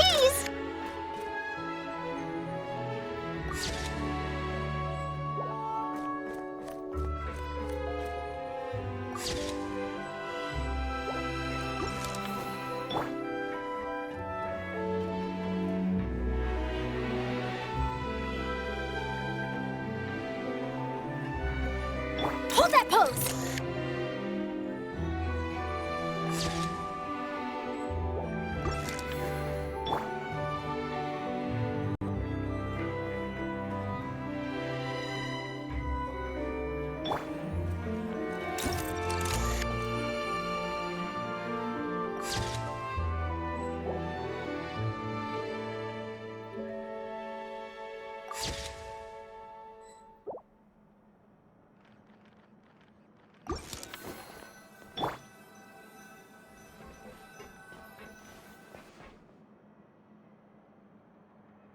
You made it.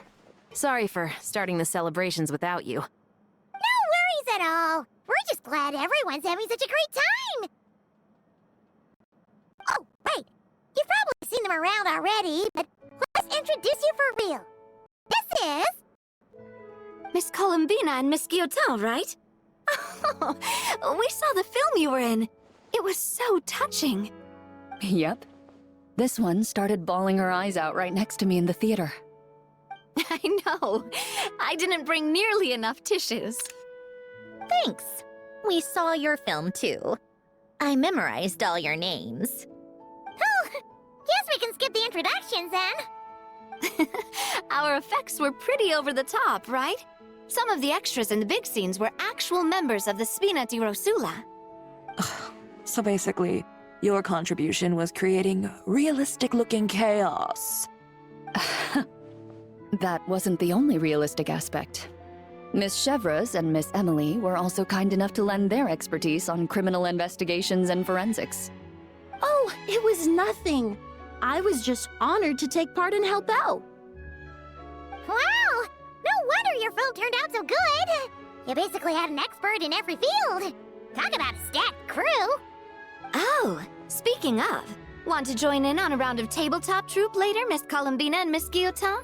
I mean, what better place for a party than a party? Here we go again. That sounds interesting. Yes! Persuasion successful! What about you, Miss Guillotin? I guess one round couldn't hurt.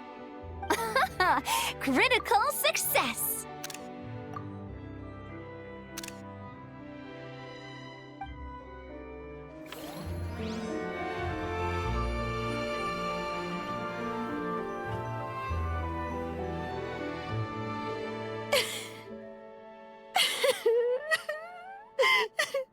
What a dream come true!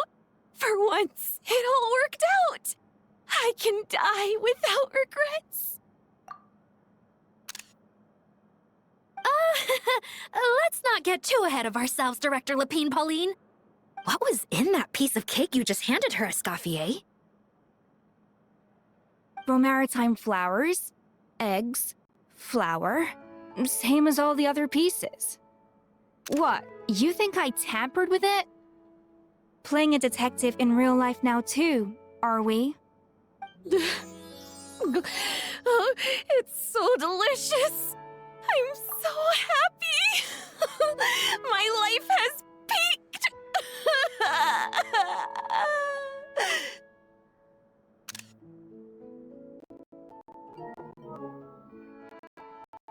Miss Pauline, look who I brought! Master! Wait, what happened to your face? Why are you crying? Never mind my face. Here, let me introduce you. This is Miss Charlotte and Miss Escoffier. Things are sounding lively over here. Oh, look who it is! Perfect timing. I was so busy with the shoot, I feel like we barely got to talk. And the elusive Miss Guillotin. It's great to see you. Thank you so much for letting us use the boat free of charge. That was so generous of you. Oh, right. Introductions. This is Miss Charlotte and Miss Escoffier. That's kind of you, but I didn't really do anything. If you want to thank someone, it should be the Duke or the people who keep the boat in such good shape. Right. I'll head over in a bit and do just that. Miss Columbina? Yes? Could I interview you sometime? I'll treat you to some gâteau de bord for the trouble. There's only a limited amount available each day, but it's an absolute must-try when you're in Fontaine. Oh, sure. Bold of you to use my own cake as a bribe right in front of me.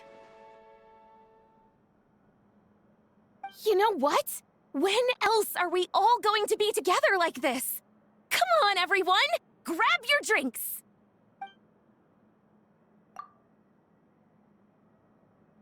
Are we going to toast? Yep! Come on! Sunday!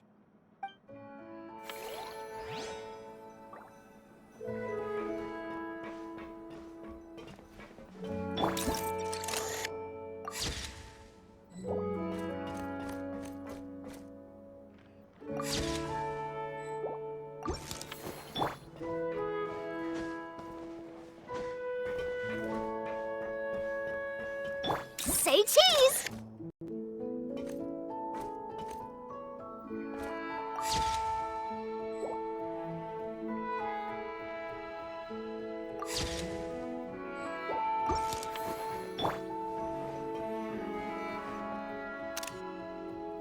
Granny Eatsley, you're really not going to let us borrow these cute little stuffed toys for our magic show? First of all, Seat Laline and Eats Papa are Chi-Chi meal. They have inauspicious stars sealed within them, and they're my helpers, not toys. But the Grin Malkin Cat and Boggle Cat box are Linny and Lynette's helpers. And they still make good partners on stage. Agreed. We've never had a Chi-Chi meal pop out of our hats before. It would be quite the surprise. I think the audience would love it. If this was the Masters of the Night Wind, these kids wouldn't have even had the guts to say my name, let alone pester me like this. I'm terrible at dealing with requests like this. Oh, Traveler, quick, save me!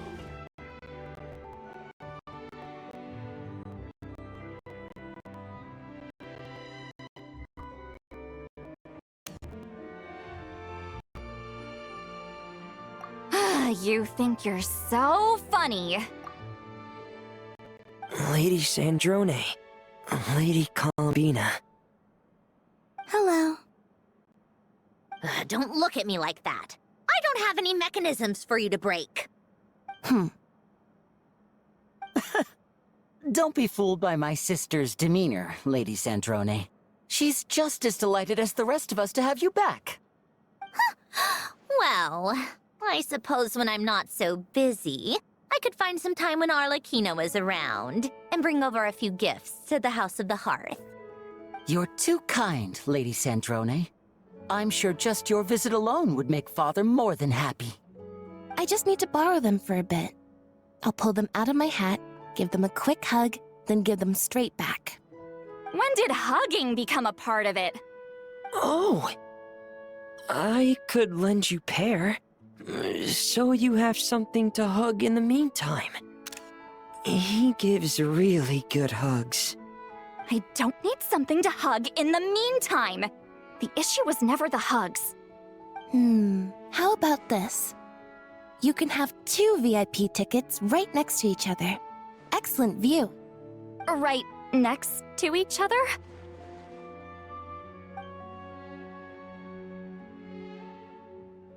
Yep, super quiet. No one will bother you. I'm sure you'll have a great time. Fine.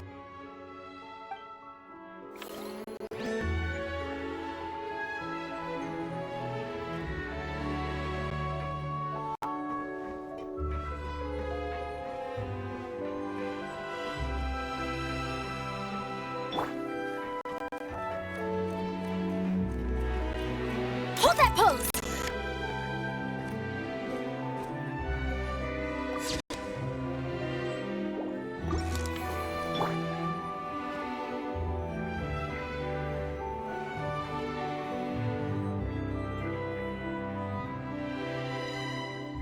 Nervalette!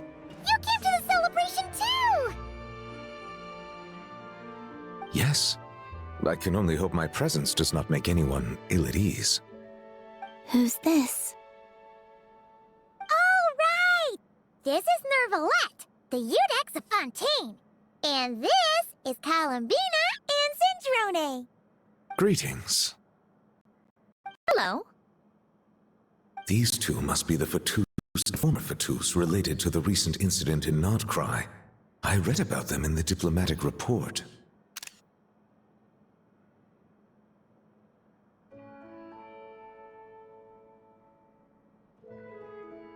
The Udex? Oh, the dragon that cries a lot.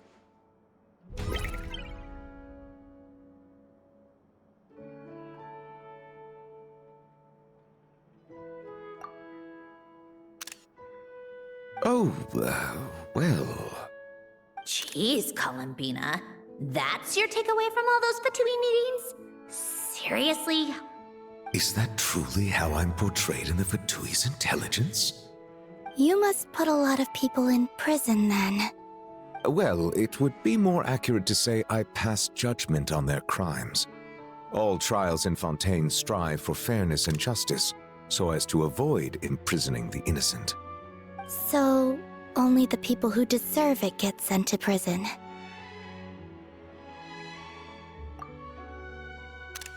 Well, deserve is quite a subjective metric, is it not? At the very least, I can promise that in every trial over which I preside, I make every effort to deliver a fair verdict.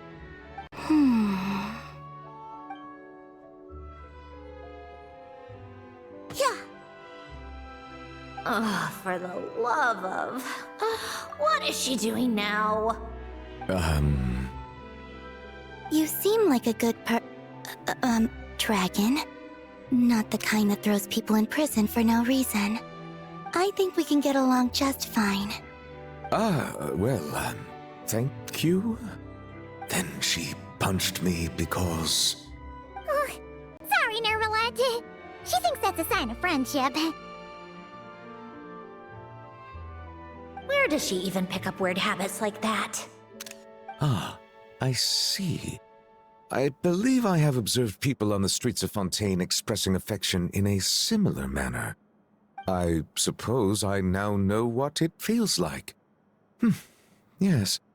Quite, abrupt. You know, these two are surprisingly alike. Oh, looks like Arlecchino's here. Come on, Columbina. Let's go have ourselves a tea party.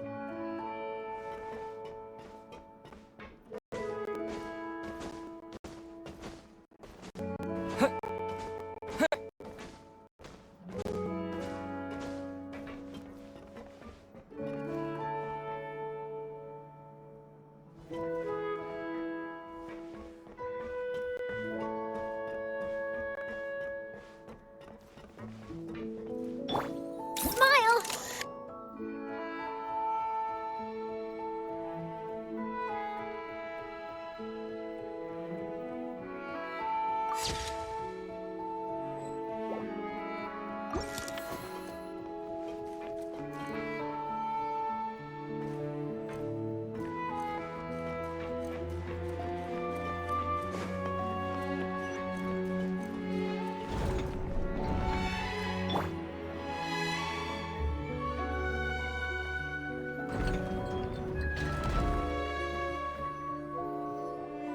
Well, it's been quite some time since the three of us gathered to drink tea like this.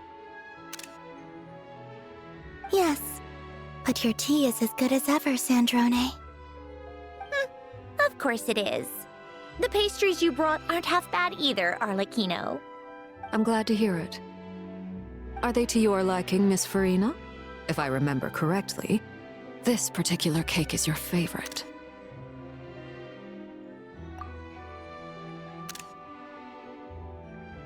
Yes, thank you. The tea and pastries are absolutely delicious. I can't believe I'm casually sipping tea with 3 harbingers. Or are some of them former harbingers? Who knows? Due to diplomatic reasons at the time, our last tea party was rather tense. Wasn't it, Miss Farina? You have my apologies. But this is simply a casual gathering of close friends. So I do hope you can relax and enjoy yourself. Of course! I appreciate the hospitality, in both cases. Next time, let me be the one to treat all of you. I'm sure we'd all be delighted to have you join us more often. The same goes for you two.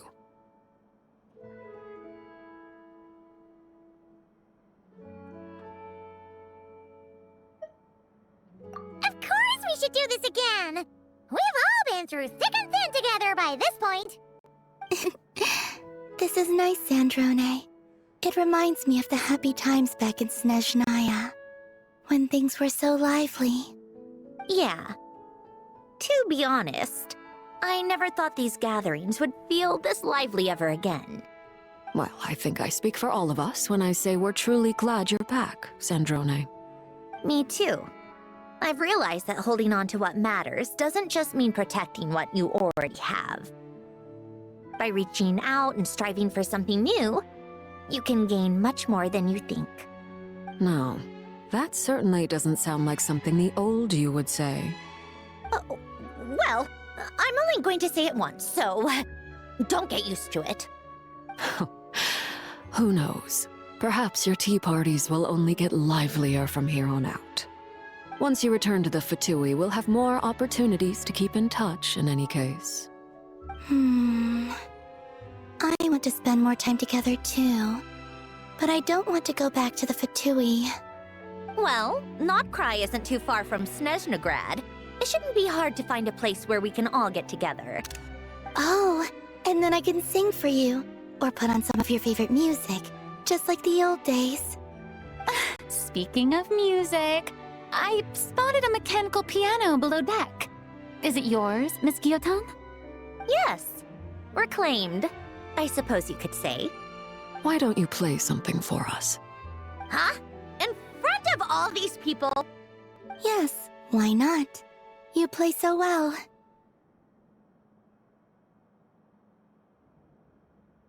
Yeah, come on! Just a little, please?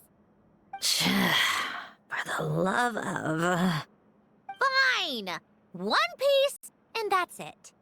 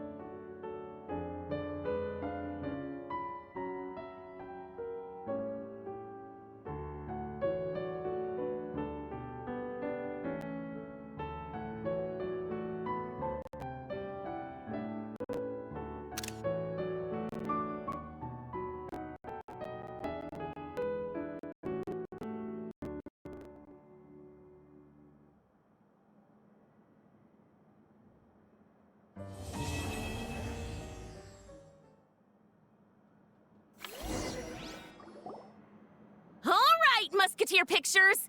Everyone ready? I'm not sure I should be in this one. Of course you should.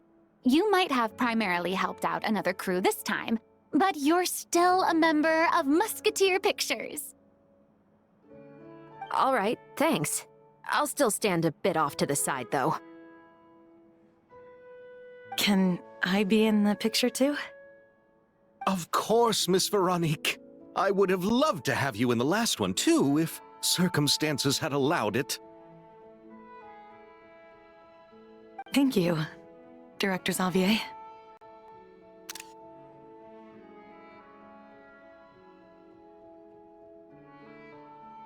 Do I really have to be front and center? You're one of the lead actors! Of course you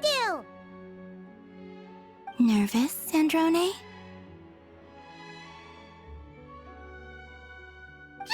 No!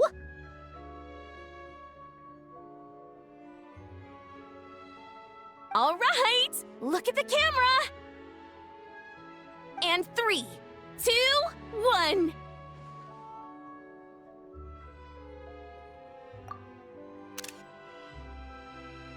Musketeer Pictures!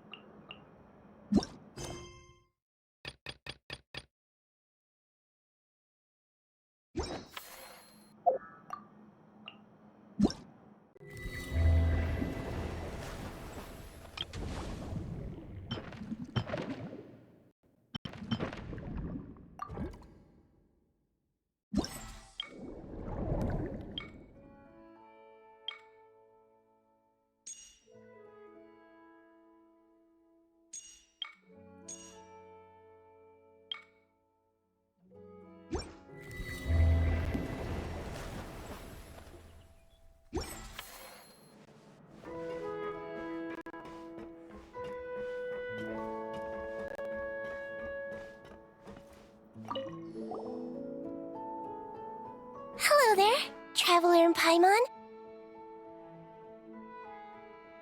Miss Kyuton mentioned you've been running an aquarium. Naturally, I accepted her invitation to come serve as a marine consultant. Great! With head nurse Siegeween around, we won't have to worry about the little fishies getting sick. Since you asked me to look after the animals at the Chevalmoran Film Fantasyland, I've picked up a few tricks of the trade. It turns out looking after animals isn't all that different from caring for patients. Well, the well-behaved ones at least. But that's the thing. Not all fish are well-behaved. So on top of looking after the ones you already have, I have a few ideas for inpatient therapy that I'd like to discuss.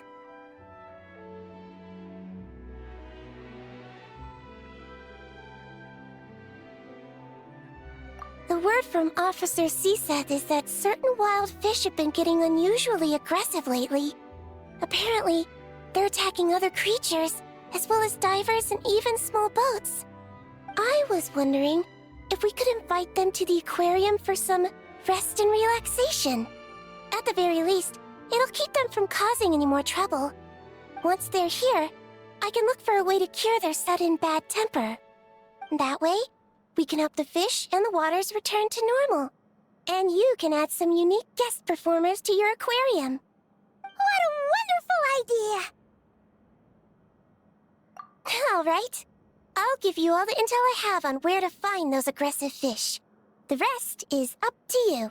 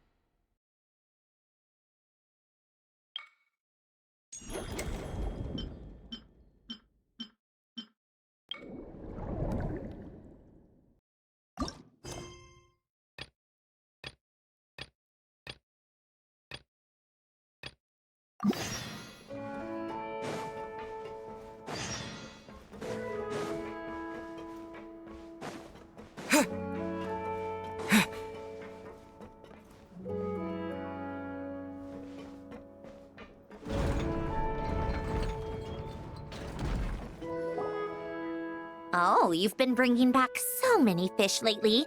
The aquarium is starting to look like a real ocean habitat. We're practically pro fishy fetchers already. You appear to take great pride in your work. You betcha. But behind the sense of accomplishment, there's something else. Something more like... Yeah, that's it.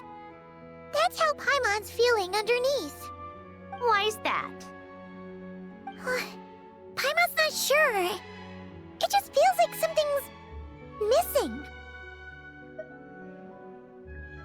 Oh, that's it. We're missing visitors to come and admire our amazing handiwork. You're saying you want to open the aquarium to visitors? Would that not be okay?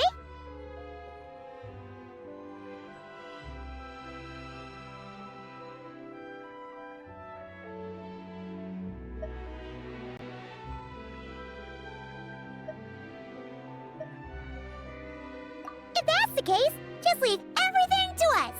We'll take care of advertising and all the day-to-day stuff. You just focus on your own work. If that's what you want.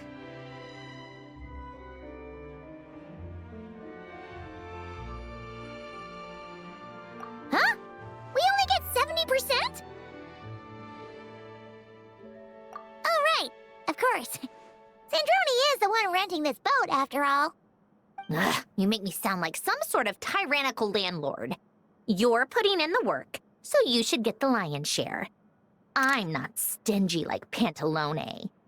So that means you're giving us the all clear? Sure, you have my blessing. Just make sure it doesn't get in the way of my research. Woohoo! The Wing-a-Lick Gloop Gloop Underwater Fisharium is officially open for business! Of course, you already thought of a name.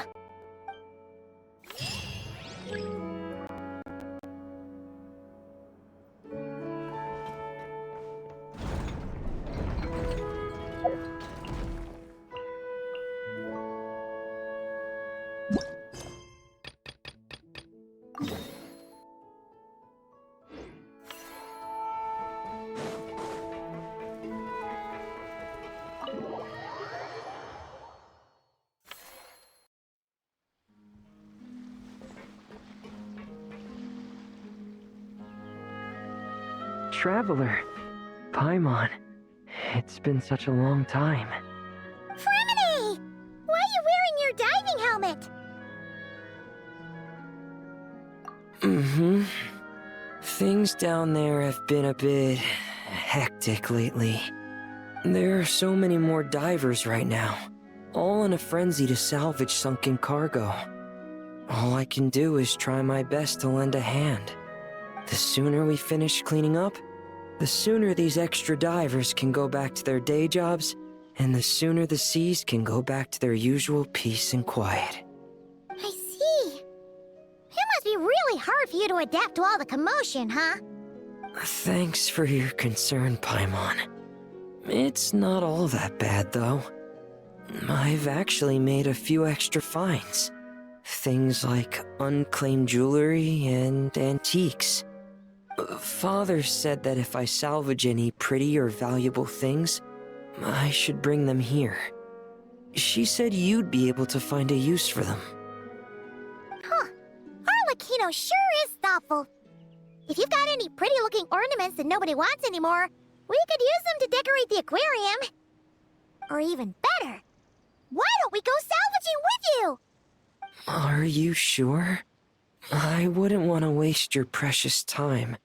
Don't you worry about that.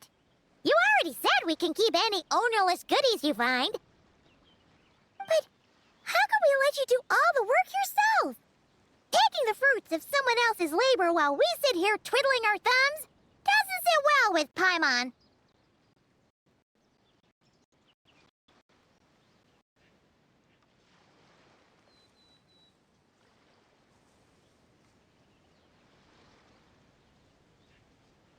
In that case, I'll share everything the other divers have told me. Hopefully, that'll help narrow down your search. If you find anything that takes your fancy, feel free to make good use of it. However, some things are wanted by their owners, so if you find one of those, you'll need to return it. Understood! Please stay safe and don't stray into unfamiliar waters. If you run into danger, make sure to surface as quickly as it's safe to do so.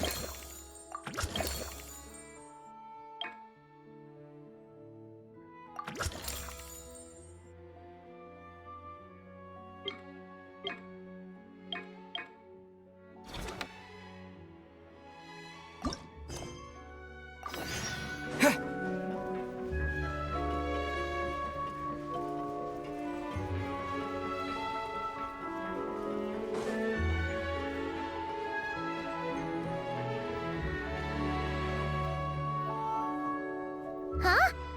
Why does Paimon feel like there's an extra pool here all of a sudden? What does that sign say? Danger! Keep away! Oh, what does that mean? It means exactly what it says. Ah! Centrone! You made Paimon jump! Did you put this sign here? Yes, with the intention of keeping any curious cats well away. What's so special about this pool? It's full of piranhas. Ah! Oh, just kidding. Don't tell me you actually believed that. I learned that a few fish in the aquarium are highly territorial and can get rather aggressive. So, I moved them here. Don't scare Paimon like that! So, this place is like a special quarantine zone for aggro fishies? Exactly. The water in this pool is much deeper and there's a lot more space. It helps calm down the more territorial fish. I also asked Sijuin at the Fortress of Meropide for some special bait to help mellow them out a bit. Oh, wow! So, you really do care about the fishies' well-being. I don't think anyone wants to see the aquarium turn into a bloodbath.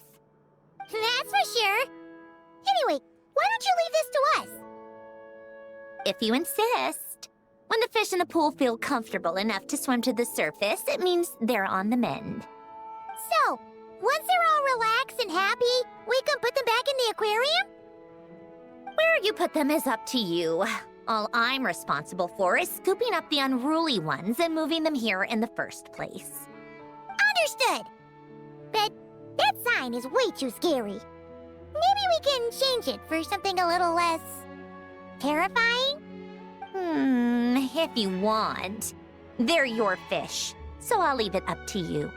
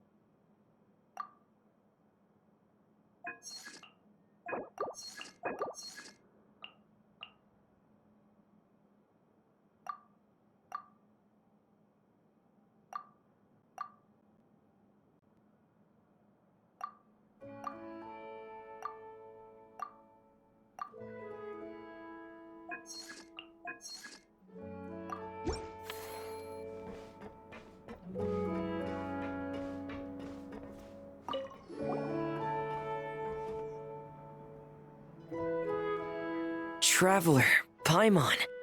Don't worry, I know what's up. It seems that the reason there have been so many divers around lately is because everyone's trying to clear away all the underwater junk. They're trying to get the environment back to normal as quickly as possible. If that's the case, I should really double down on my own efforts to help. If the underwater pollution gets any worse, the colors of the Rome maritime flowers will fade. And that's not all. I don't want to think about all the awful things that might happen.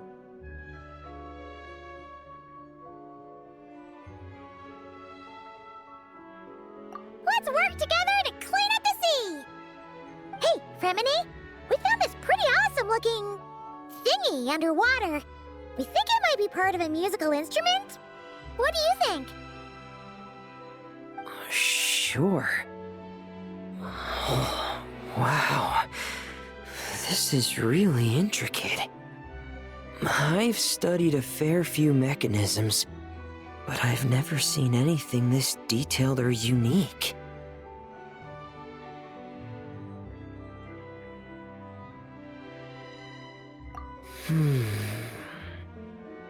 Looks like it's missing some components, though.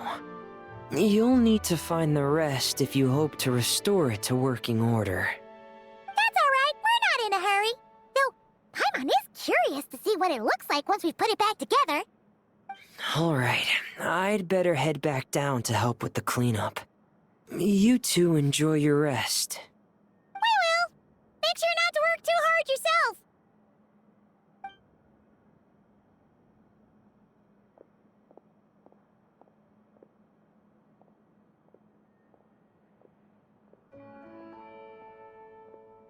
Huh? This thing. Did you fish it out of the sea? We sure did. Do you know what it is? More than that. I know whose it is. I used to sit in the garden and play this thing every day. Huh? So, does that mean it's yours? It was once. It's a mechanical piano that Ellen invented. It can be played by hand, but it also works automatically. Wow! That's incredible! But why was it... When Ellen fell ill, he couldn't bear to listen to the piano anymore. So I got rid of it for him. I never thought I'd see it again. I guess whoever ended up with it played it until it broke, but didn't know how to fix it. Otherwise, it would have never ended up in this state.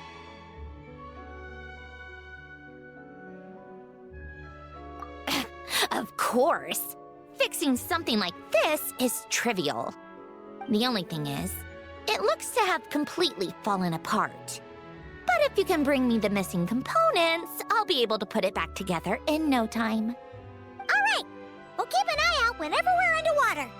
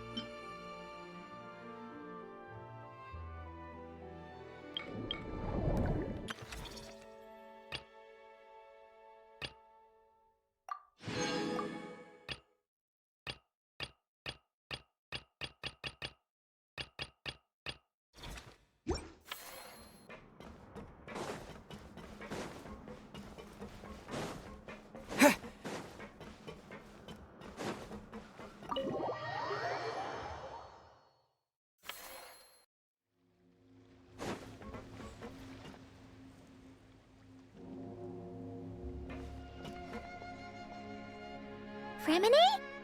You look exhausted. You haven't been working yourself too hard, have you?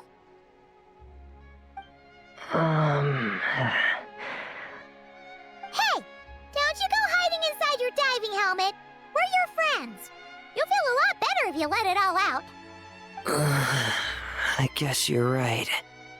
I bumped into a real piece of work while diving just now. A real piece of work? Yeah. How can I explain it? According to Fontainale law, if an owner of sunken cargo accepts an insurance payout, the cargo becomes unclaimed property. Because of this, some people see diving as a way to get rich. They salvage things others have lost and sell them for more back on dry land. This line of work doesn't require much skill, which means there are plenty of divers who are, well, the sort who only care about money. They often resort to barbaric means to drive away fish and blubber beasts, just to gain access to valuable salvage. It's largely because of people like them that I don't pick up certain commissions. So that's what's bothering you. sympathize with how you feel. Just now, while I was diving, I ran into someone driving away the wildlife. I mustered up the courage and managed to stop them, but it ended with them saying some pretty unpleasant things. Oh, that's awful.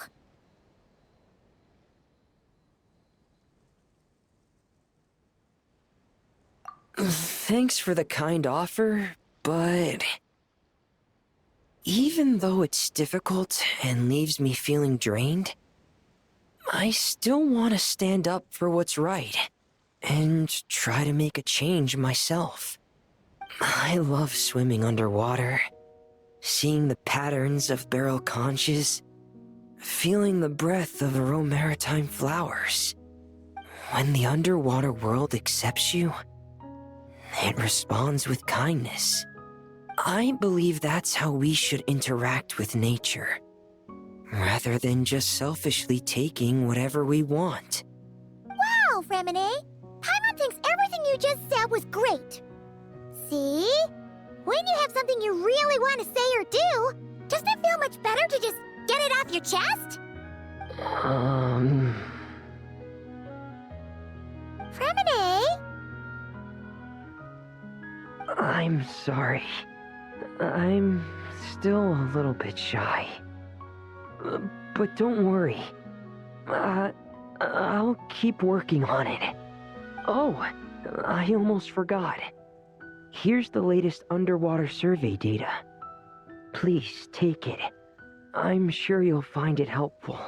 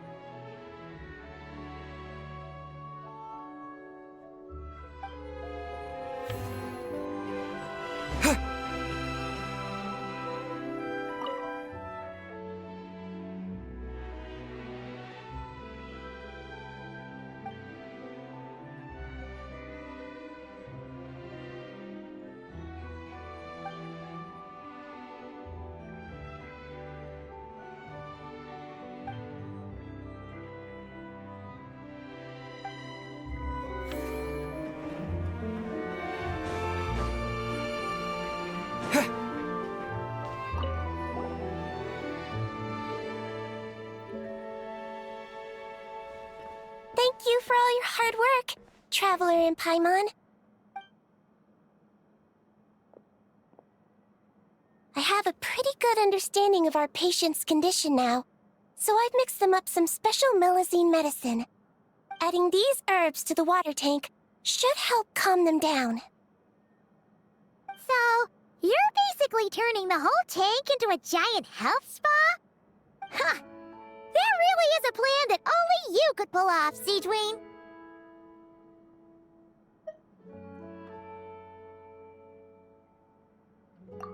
You're spot on.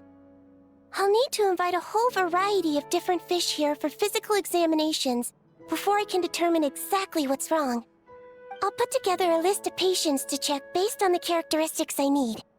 I'd appreciate it if you could keep a close eye out for any fish that meet the criteria.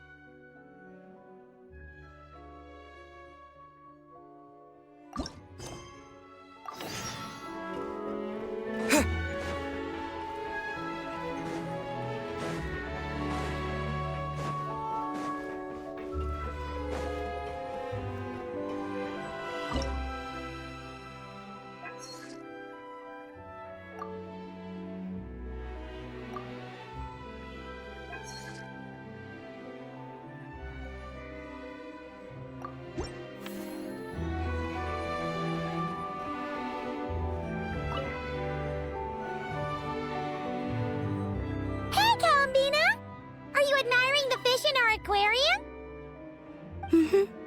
You've done an amazing job with this place.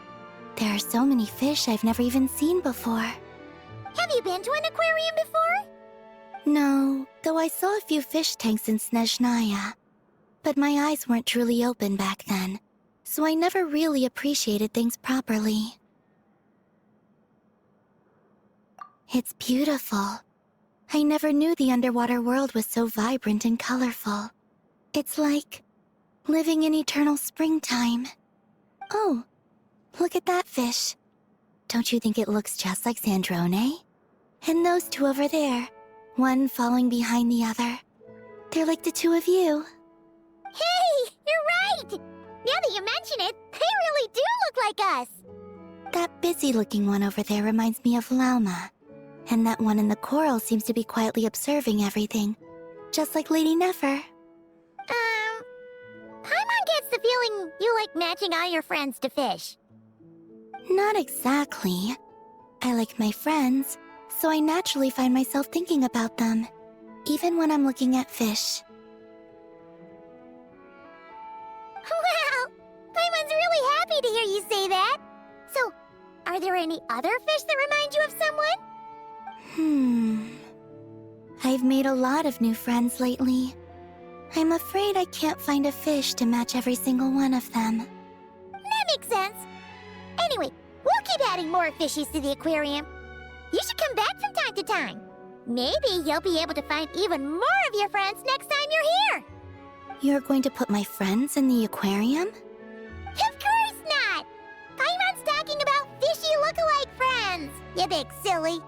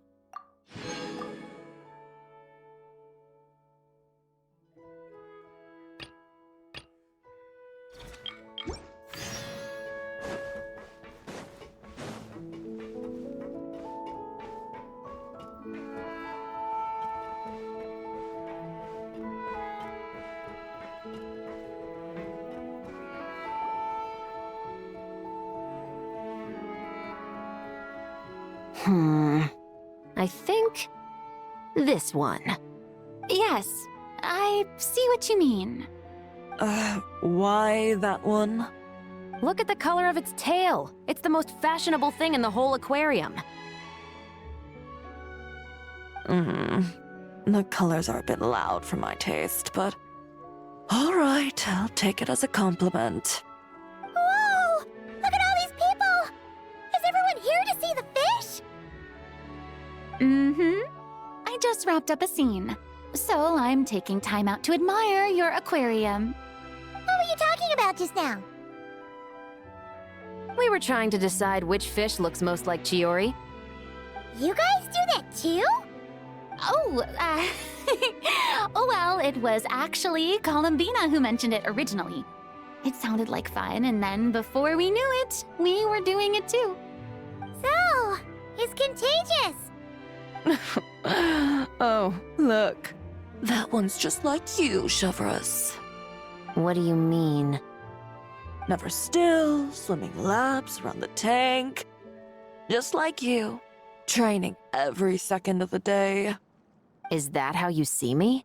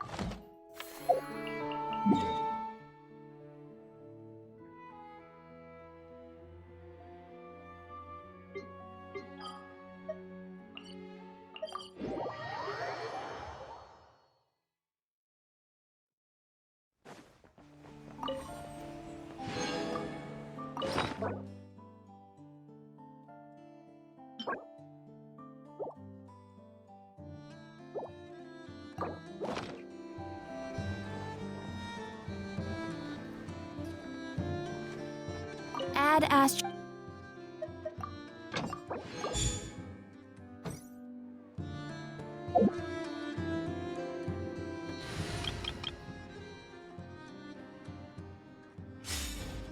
Add Astra. Thank you for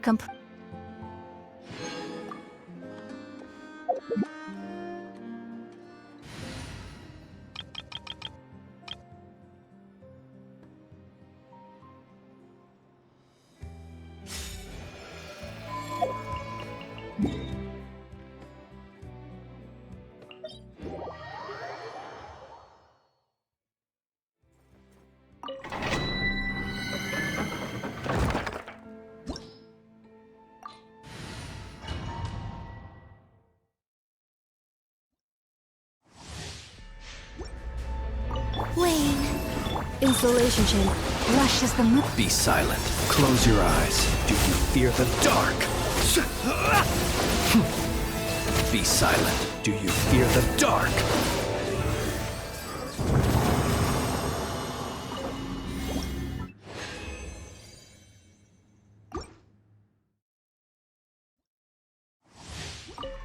Surge. Cleanup sequence in. Observe. Be silent.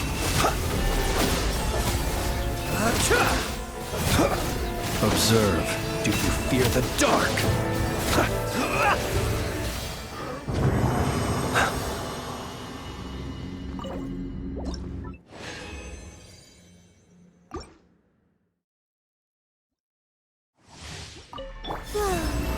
Insulation chain. Forest, protect us. Be silent. Observe. Night falls. Be silent.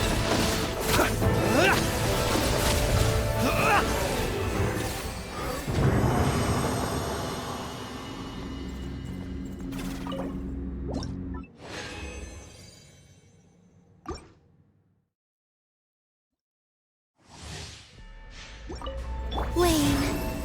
Cleanup sequence. Receive my. Close your eyes. Night falls. Be silent.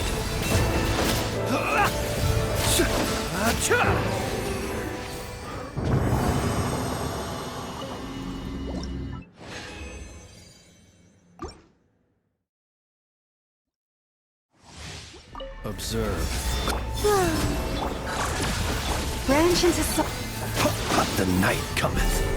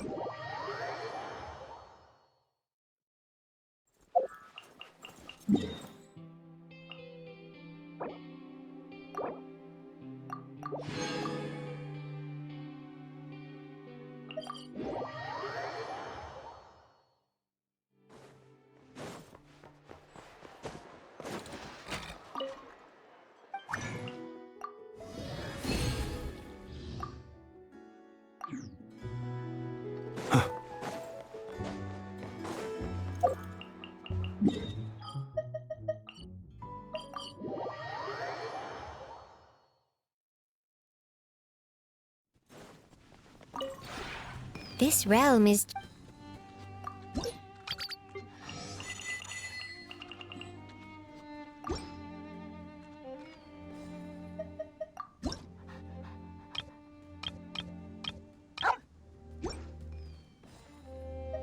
If you ever...